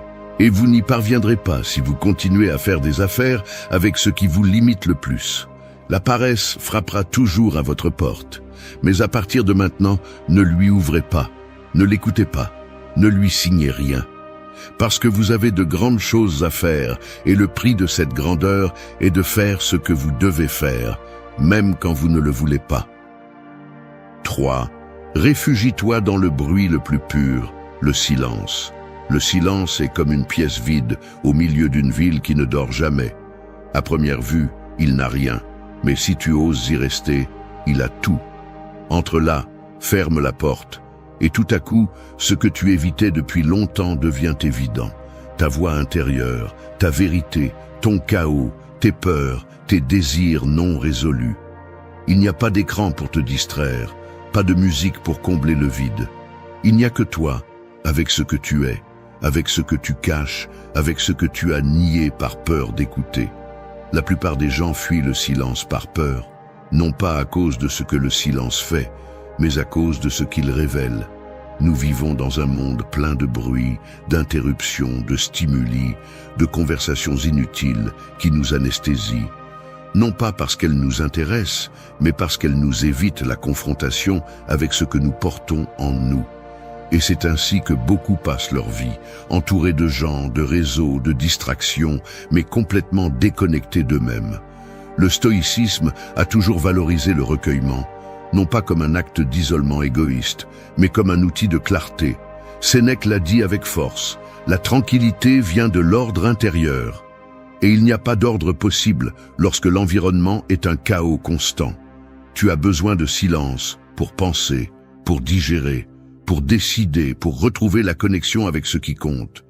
Tu ne peux pas agir avec direction si tu réagis constamment à tout ce que le monde te jette dessus. Le silence n'est pas vide. C'est une structure. C'est un focus. C'est la pause qui te permet de prendre des décisions en toute conscience et non pas sur l'impulsion. Et si tu ne fais pas du silence ton refuge, le bruit deviendra ta prison. Peu importe combien d'informations tu consommes, si tu ne te donnes jamais le temps de les traiter. Peu importe combien de personnes t'entourent, si tu ne sais pas être avec toi-même sans te distraire. Et peu importe combien d'objectifs tu as, si tu ne peux pas t'écouter assez pour comprendre pourquoi tu les veux. Commence par peu. Éteins ton téléphone pendant 1 heure. Assieds-toi dans un endroit où tu n'as pas à réagir à quoi que ce soit. Ne mets pas de musique, ne cherche pas de conversation, n'essaie pas de remplir l'espace. Reste là. Tu vas remarquer qu'au début, tu te sens mal à l'aise, comme si tu perdais ton temps. Mais si tu restes un peu plus longtemps, tu vas commencer à entendre des choses que tu avais enterrées, des idées, des émotions, des intuitions qui étaient là, mais que le bruit avait recouvertes de couches et de couches de distraction. C'est là que le caractère se cultive, non pas dans l'agitation extérieure, mais dans le calme intérieur. C'est dans le silence que tu découvres ce qui ne te convient plus, quelles relations te drainent, quelles habitudes t'éloignent de ce que tu es vraiment. Le silence t'apprend à épurer, à prioriser, à lâcher prise, parce que ce n'est que dans cette tranquillité brutale qu'il est possible de se réorganiser de l'intérieur. N'aie pas peur du silence. Aborde-le comme une pratique, pas comme une torture. Parce que plus tu t'exposes à lui, plus tu vas renforcer ton esprit, plus clairement tu vas penser, plus fermement tu vas agir. Et quand le monde deviendra trop bruyant, parce qu'il le fera, tu auras un espace intérieur que personne ne peut toucher. Et cela, à une époque où tout le monde crie pour attirer l'attention, est un avantage puissant. Le silence est la base sur laquelle se construit une volonté forte. Parce que celui qui peut être seul avec lui-même, sans besoin de distraction, a cessé de dépendre du monde pour être en paix. Et c'est là que commence le véritable pouvoir. En n'ayant pas besoin du bruit pour sentir que tu es vivant, mais en utilisant le silence pour te rappeler qui tu es. 4. Deviens ta meilleure compagnie. Il y a des gens qui vivent comme des maisons inhabitées. Ils ont une structure, un toit. Ils peuvent même sembler solides de l'extérieur, mais à l'intérieur, ils sont vides. Non pas parce qu'ils n'ont pas de valeur, mais parce qu'ils n'ont jamais appris à s'habiter. Ils s'échappent d'eux-mêmes à la moindre excuse. Des relations vides, des écrans allumés, des agendas surchargés, tout sauf rester seul, tout sauf vraiment s'écouter. Apprendre à être ta meilleure compagnie n'est pas un acte romantique, ni une phrase pour les réseaux sociaux. C'est une nécessité. C'est ce qui fait la différence entre dépendre des autres pour se sentir bien ou construire une base solide qui ne s'effondre pas en l'absence de personne. Parce que si tu ne sais pas être avec toi, toute solitude devient un châtiment. Et si tu sais t'habiter, toute solitude devient un refuge. La vie est pleine de moments où tu seras seul, que cela te plaise ou non. Des gens vont partir, les choses vont changer, les circonstances vont tourner sans prévenir. Et si ta stabilité dépend de ce qui est à l'extérieur, tu vas vivre dans des montagnes russes émotionnelles. Mais si tu deviens quelqu'un avec qui ça vaut la peine de rester, alors rien ni personne ne peut te faire perdre l'équilibre. Les stoïciens le savaient. Il ne s'agissait pas de rejeter la compagnie, mais de ne pas en avoir besoin. Marc Aurèle le disait clairement, « Regarde en toi, à l'intérieur se trouve la source du bien, et elle peut jaillir si tu continues à la chercher. La véritable force vient de là, de te connaître, de t'écouter, de te corriger, de te comprendre sans anesthésie. Parce que lorsque tu apprends à être ton propre guide, tu arrêtes de mendier une validation externe. Pour devenir ta meilleure compagnie, tu as besoin d'honnêteté. Arrête de masquer tes lacunes avec de l'humour, arrête de nier tes vides avec des distractions, arrête de fuir chaque fois que l'inconfort frappe à la porte. Commence à te regarder sans filtre, sans édition, avec la même dureté avec laquelle tu juges le monde. Non pas pour te punir, mais pour te reconstruire à partir d'une base réelle, non imaginaire. T'habiter signifie aussi prendre soin de toi avec intention. Pas seulement bien manger ou faire de l'exercice. Cela signifie penser à toi comme si tu étais responsable de quelqu'un d'autre. Te parler clairement, t'exiger quand tu te sabotes, te donner de l'espace quand tu as besoin de calme, te pousser quand tu tombes dans la médiocrité. C'est cela le respect de soi, c'est cela la vraie compagnie. N'attends pas de te sentir prêt pour commencer à profiter de toi. Commence même si tu ne te sens pas à l'aise. Sors te promener sans écouteurs, dîne sans ton téléphone, passe un après-midi sans dépendre de personne. Au début, tu vas ressentir le vide. Ensuite, tu vas trouver la paix. Et quand cela arrivera, personne ne pourra te l'enlever. Parce qu'il ne s'agit pas d'avoir quelqu'un, il s'agit de ne pas en avoir besoin pour aller bien.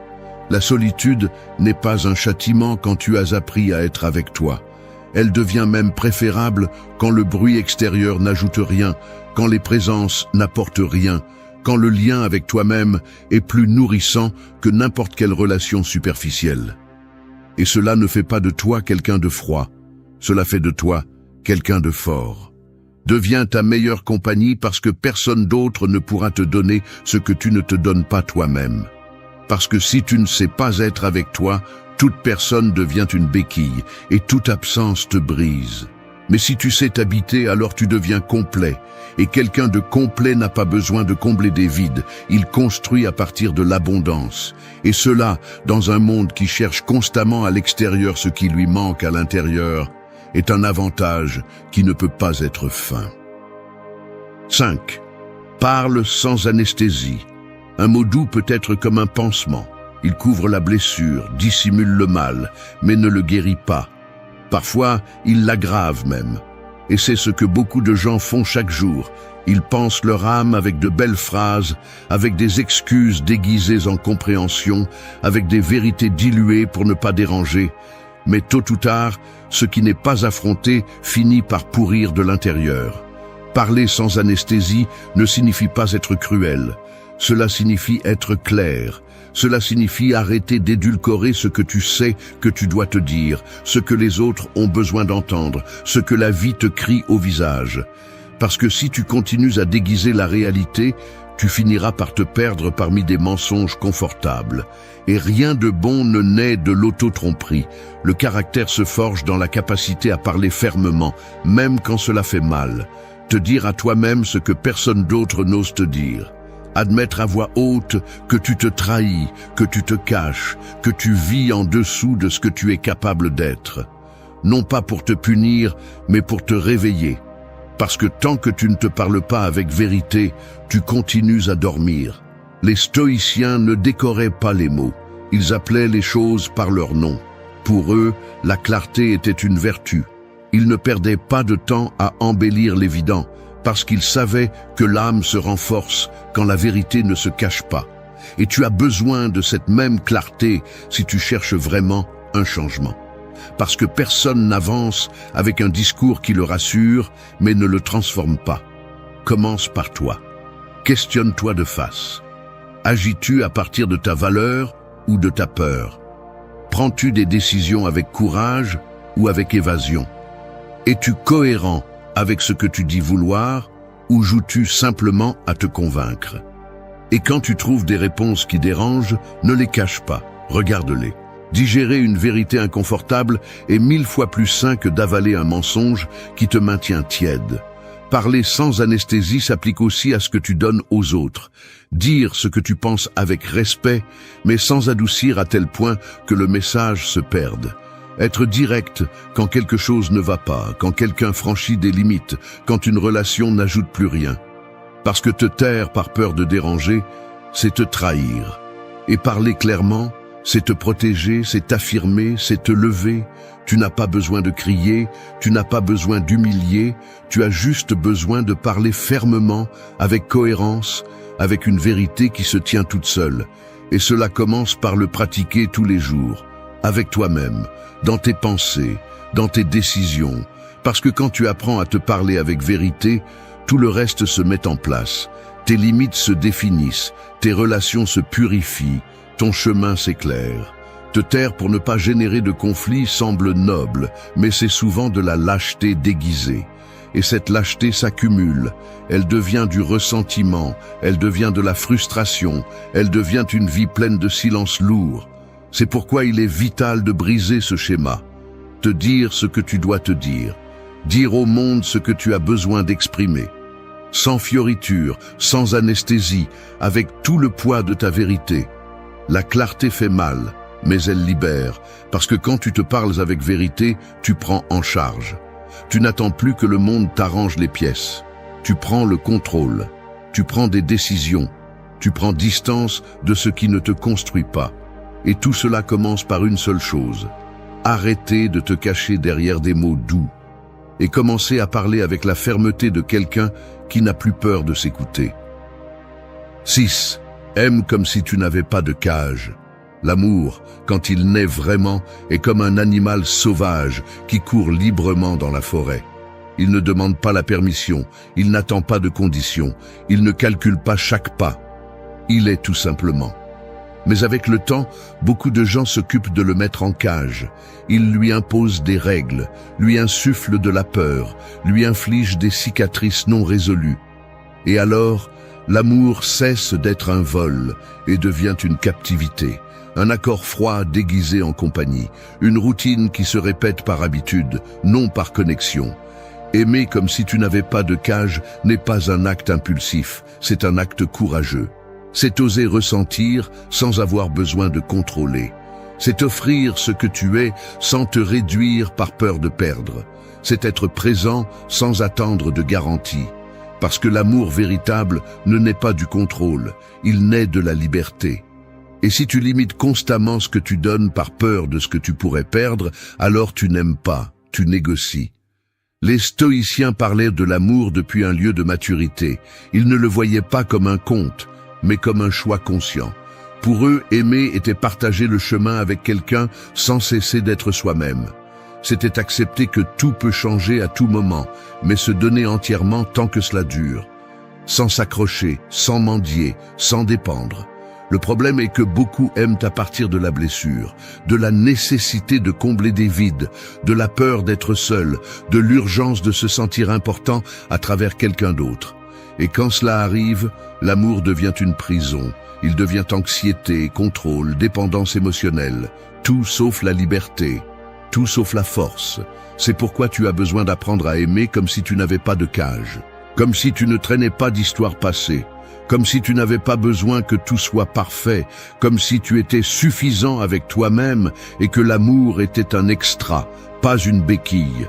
Et cela n'est possible que lorsque tu travailles sur toi-même. Lorsque tu cesses de mettre de la valeur dans ce que tu reçois et que tu commences à te concentrer sur ce que tu donnes. Lorsque tu cesses d'exiger qu'on te sauve et que tu commences à construire des relations à partir de l'abondance, pas du manque. Aimer à partir de la liberté ne signifie pas ne pas t'engager. Cela signifie t'engager à partir du choix, pas de la peur. Être là parce que tu le veux, pas parce que tu en as besoin. Donner parce que cela te vient naturellement, pas parce que tu as peur qu'on te laisse. Être complet seul et pourtant décider de partager. C'est la forme d'amour la plus pure et aussi la plus forte. Quand tu aimes ainsi, tu ne deviens pas l'esclave de ce que tu ne peux pas contrôler. Tu sais que les gens changent, que les chemins se séparent, que personne ne t'appartient. Et pourtant, tu choisis de prendre soin, d'être là, de construire. Parce que tu ne cherches pas la sécurité, tu offres ta présence. Et cela te libère. Parce que même si quelque chose se termine, tu ne te détruis pas. Parce que tu ne t'es pas perdu toi-même dans le processus. Aime-toi sans cage aussi. Ne te demande pas un amour parfait, ne te punis pas pour ressentir, permets-toi de ressentir tout, peur, désir, douleur, tendresse, colère, parce que tout cela fait partie de l'amour humain, réel, sans fioriture. Mais ne l'utilise pas pour justifier ta faiblesse. Utilise l'amour comme une impulsion pour grandir, pour guérir, pour surmonter ce qui te fait encore mal. Pas comme une excuse pour rester dans ce qui ne t'ajoute plus rien. Aimer comme si tu n'avais pas de cage, c'est choisir d'être libre à l'intérieur. Et à partir de là, construire des liens forts à l'extérieur. C'est aimer sans te perdre. C'est donner sans dépendre. C'est lâcher prise sans te détruire. Et dans un monde où beaucoup ne savent pas encore s'aimer, ni aimer, cela fait de toi quelqu'un de différent. Quelqu'un qui n'a plus besoin de cage pour se sentir en sécurité, parce que sa force vient de l'intérieur. Pas de l'autre, pas de la promesse, pas de la peur. 7. Occupe ton espace sans demander de clé. Il y a des gens qui marchent comme s'ils étaient des visiteurs dans leur propre vie, comme si chaque pas nécessitait une approbation préalable, comme s'ils avaient besoin de permission pour exister avec force. Ils se déplacent en silence, les épaules rentrées, s'excusant de parler, de penser, de se démarquer, comme si quelqu'un d'autre avait le droit de décider s'ils sont suffisants. Comme si leur valeur dépendait du nombre de portes qui leur sont ouvertes et du nombre de fois qu'on leur sourit de l'extérieur. Mais tu n'es pas ici pour demander des clés. Tu es ici pour construire ton propre espace, pour marcher avec présence, pour occuper ta place sans demander la permission. Parce que personne qui a fait quelque chose de précieux n'a attendu que le monde lui souhaite la bienvenue. Ils l'ont pris, ils l'ont revendiqué, ils l'ont défendu. Et c'est ce que tu dois faire. Arrêter de réduire ta voix, ta force, tes idées, par peur de déranger. Parce que plus tu te réduis, plus grande devient l'ombre que d'autres occupent dans ta vie. Les stoïciens le comprenaient bien. Ils ne cherchaient pas l'applaudissement, ils cherchaient la cohérence. Ils n'agissaient pas en attendant une reconnaissance. Ils agissaient parce que c'était la bonne chose à faire. Leur espace n'était pas physique, il était moral. C'était un territoire interne que personne ne pouvait envahir, parce qu'ils savaient qui ils étaient, ce qu'ils défendaient, et ils n'avaient pas besoin d'un public pour l'affirmer. C'est le pouvoir du caractère, être si bien ancré dans ce que tu es, que tu n'as pas besoin d'être approuvé. Occuper ton espace, c'est commencer à parler sans douter de ta voix. C'est lever la main, même si elle tremble. C'est dire ce que tu penses, même si cela ne plaît pas. C'est t'habiller comme tu le souhaites, te déplacer comme tu le sens, t'exprimer avec authenticité sans te demander si c'est bien vu. Parce que tant que tu attends la validation des autres pour avancer, tu vas rester coincé. Tu vas rester debout à la porte de ta propre vie, attendant une invitation qui ne viendra jamais. Il est temps d'arrêter de chercher l'acceptation. Non pas parce que ce n'est pas agréable, mais parce que tu n'en as pas besoin pour vivre avec dignité. Tu es ici, tu existes, tu penses, tu ressens, tu es. Cela suffit pour occuper un espace avec autorité. Tu n'as pas besoin de titres, ni d'applaudissements, ni de followers, ni de permission. Tu as besoin de conviction. Tu as besoin de te rappeler que ta seule présence a déjà de la valeur, et si tu ne la défends pas, personne d'autre ne le fera. Commence à marquer ton espace en silence, pas avec des cris, mais avec des actions fermes. Fais ce que tu as dit que tu ferais. Défends ce que tu sais être juste. Dis non quand quelque chose ne te convient pas. Arrête de dire oui juste pour plaire. Parce que lorsque tu te renies pour être accepté, ce que tu donnes n'est pas de la courtoisie, c'est ton intégrité. Et cela, à long terme, se paie toujours. Tu vas déranger. Bien sûr que oui. Parce que quand quelqu'un qui s'est toujours rétréci commence à occuper sa place, l'environnement réagit.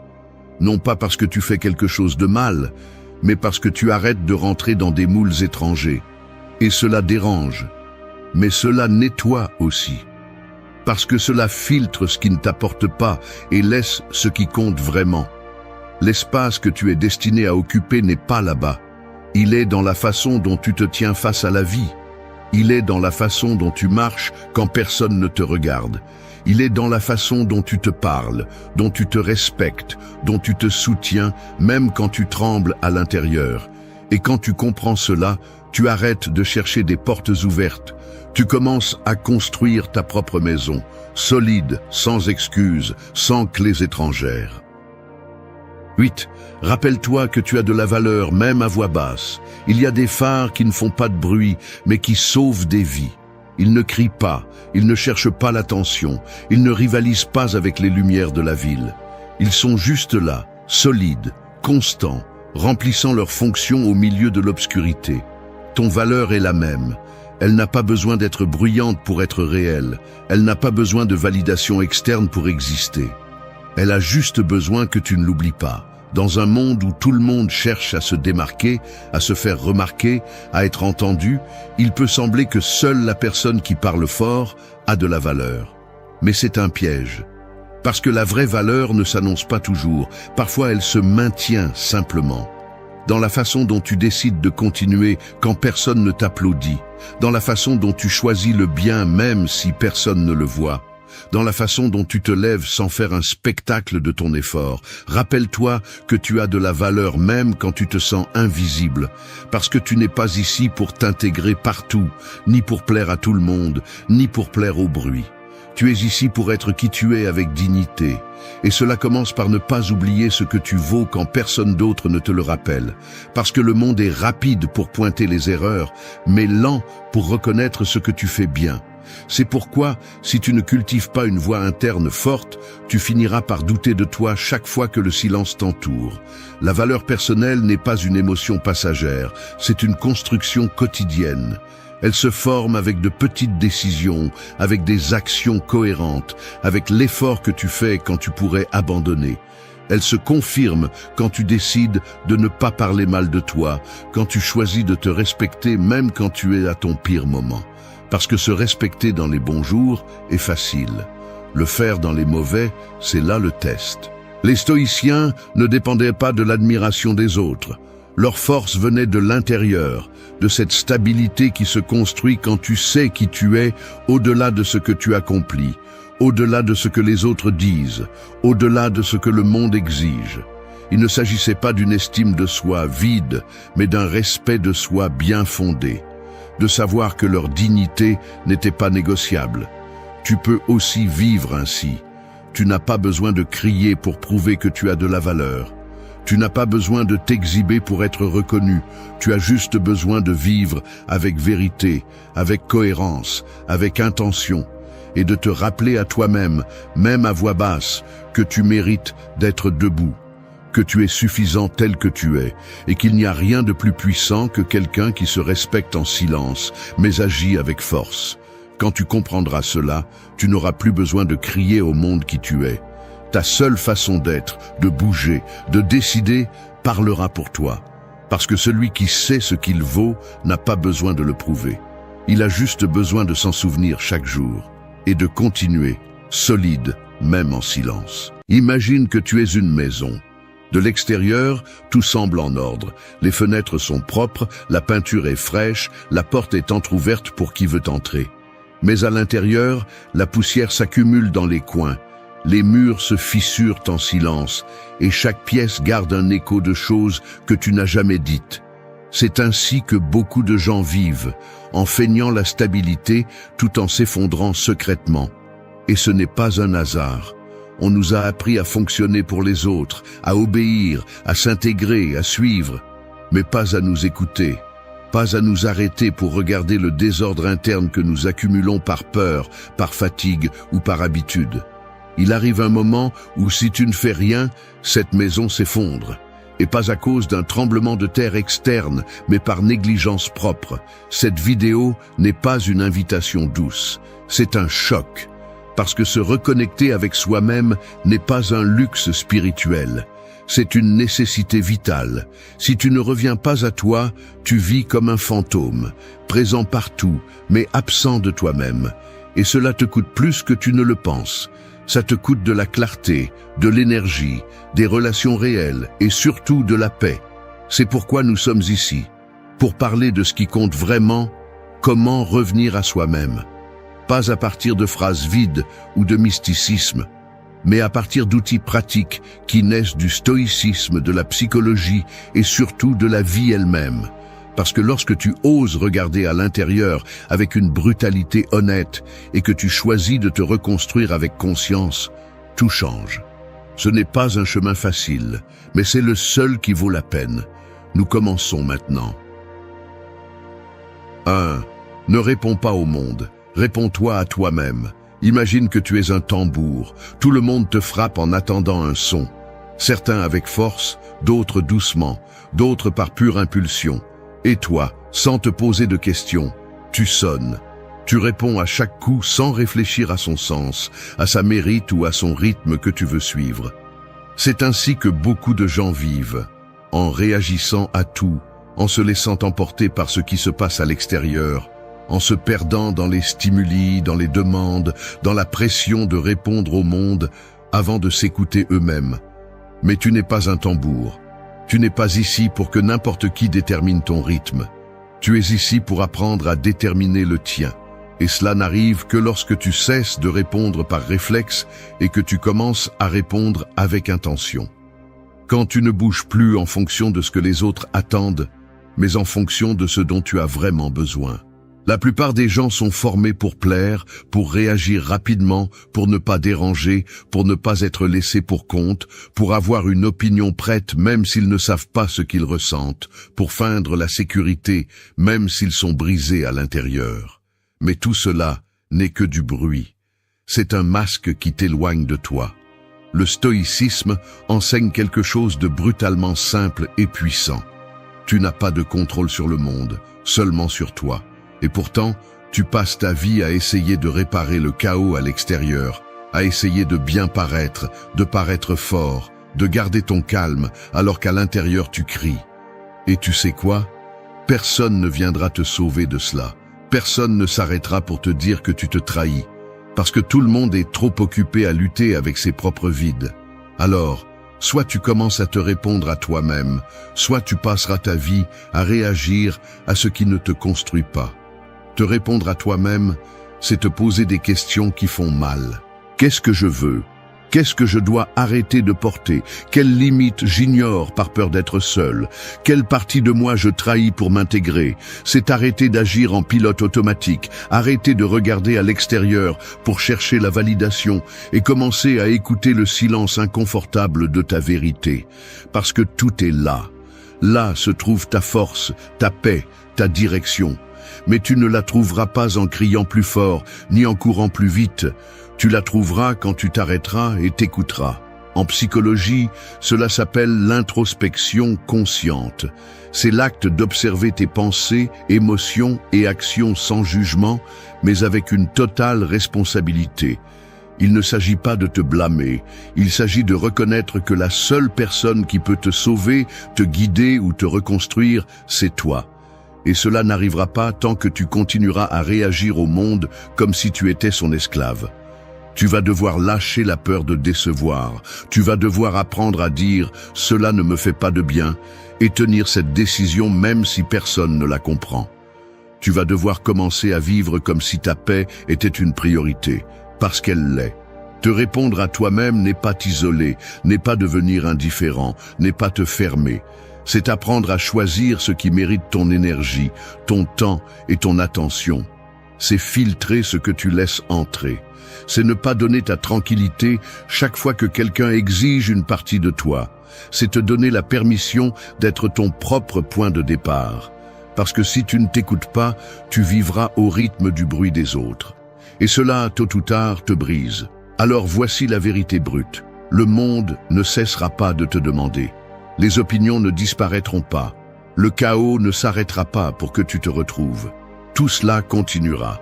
Ce qui peut changer, si tu le décides, c'est ta façon de répondre.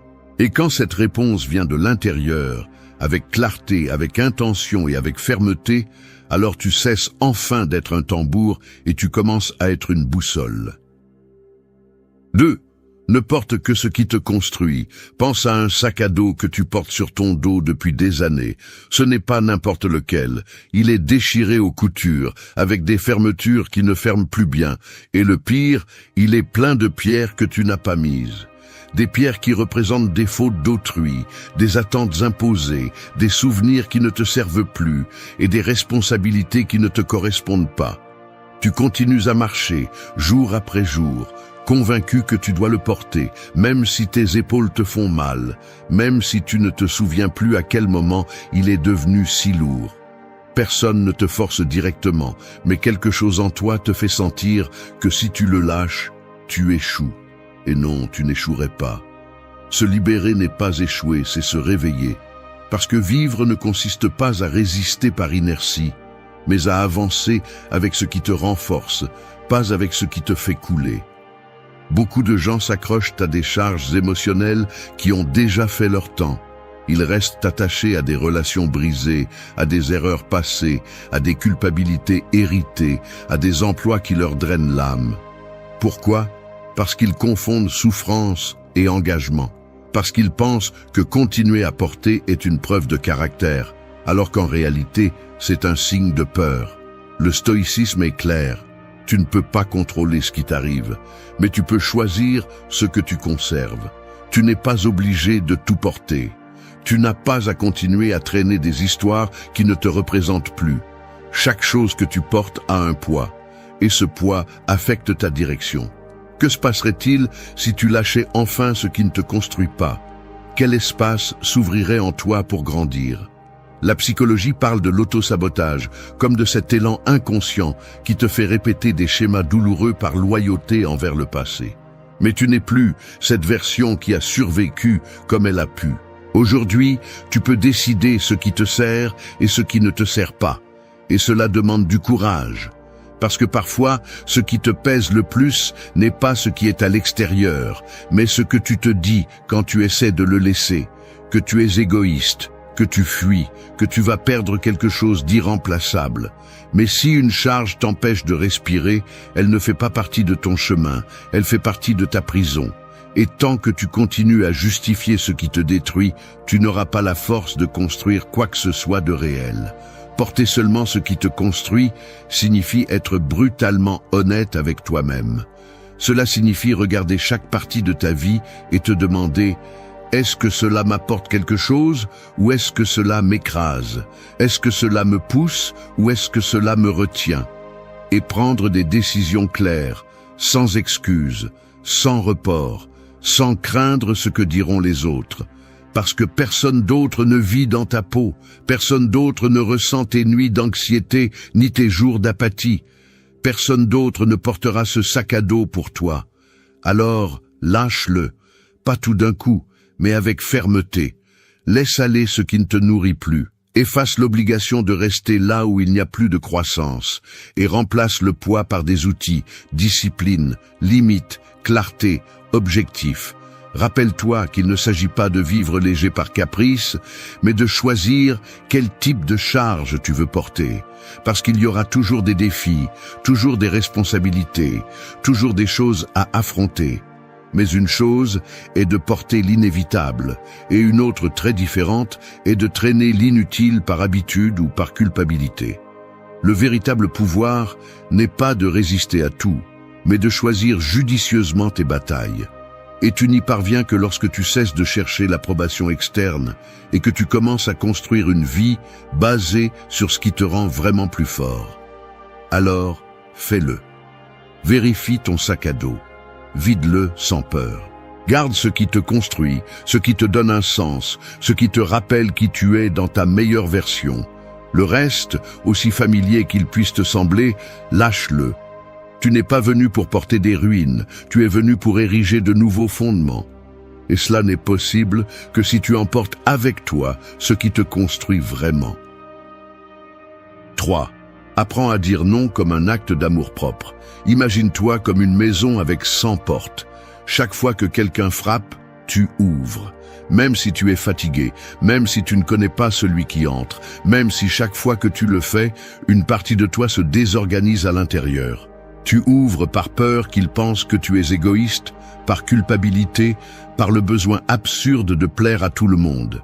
Et il arrive un moment où la maison ne te semble plus tienne. Elle est pleine de bruits que tu ne reconnais pas, de voix qui te demandent plus que ce qu'elles peuvent te donner, de pas qui franchissent tes limites sans permission. Et toi, en silence, de plus en plus loin de toi.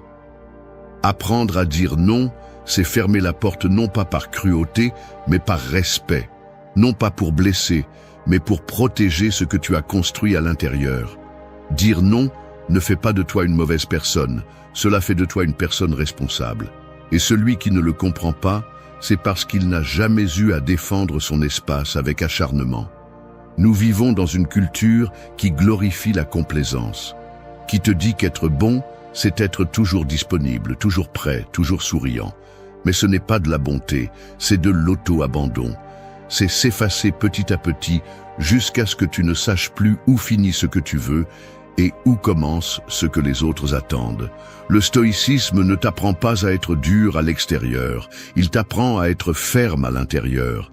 Et une partie de cette fermeté est de reconnaître que chaque fois que tu dis oui sans le vouloir, tu te dis non à toi-même. Non à ton temps, à ton énergie, à ton bien-être, et cela a des conséquences. En psychologie, cela s'appelle établir des limites saines, et c'est l'une des formes les plus claires d'amour-propre. Parce que si tu ne défends pas tes besoins, personne ne le fera. Si tu ne marques pas un arrêt quand quelque chose ne te fait pas du bien, le monde continuera à pousser. Parce que le monde ne s'arrête pas pour te demander si tu vas bien, il continue simplement. C'est pourquoi, chaque fois que tu dis non en toute conscience, tu dis oui à ta paix, oui à ta clarté, oui à ta vie. Dire non n'est pas facile. Parfois, cela va te faire mal. Tu vas avoir peur de décevoir, de perdre des affections, de paraître froid. Mais qu'est-ce qui est pire ? Perdre des gens qui ne respectent pas tes limites ou te perdre toi-même par manque de courage pour les fixer. Parce que cela arrive, tu finis entouré de personnes qui ne sont là que tant que tu cèdes, tant que tu te tais, tant que tu te plies. Et ce n'est pas de l'amour, c'est de la dépendance déguisée. Celui qui te valorise vraiment te respecte quand tu dis non. Et s'il s'éloigne, alors il t'a rendu service. L'amour-propre n'est pas d'aller dans un spa, ni de se répéter des phrases devant le miroir. L'amour-propre, c'est de dire « je n'accepte pas cela ». Cela ne me fait pas du bien, cela ne me correspond pas, et de le maintenir même si tout tremble autour. Parce que si tu ne te protèges pas, tu t'épuises. Et quand tu t'épuises, tout se désorganise, tes relations, tes objectifs, ta santé. Tout commence à tourner autour de l'extérieur, et tu disparais. Alors commence. Tu n'as pas besoin de crier, tu n'as pas besoin de te justifier. Dis simplement non. Clair, ferme, en paix. Et si tu trembles, ce n'est pas grave. L'important, c'est que tu le fasses. Chaque non bien placé est une brique de plus dans la construction de ton respect de toi-même. Et si tu ne sais pas par où commencer, commence par écouter ce malaise que tu ressens lorsque tu acceptes quelque chose que tu ne veux pas.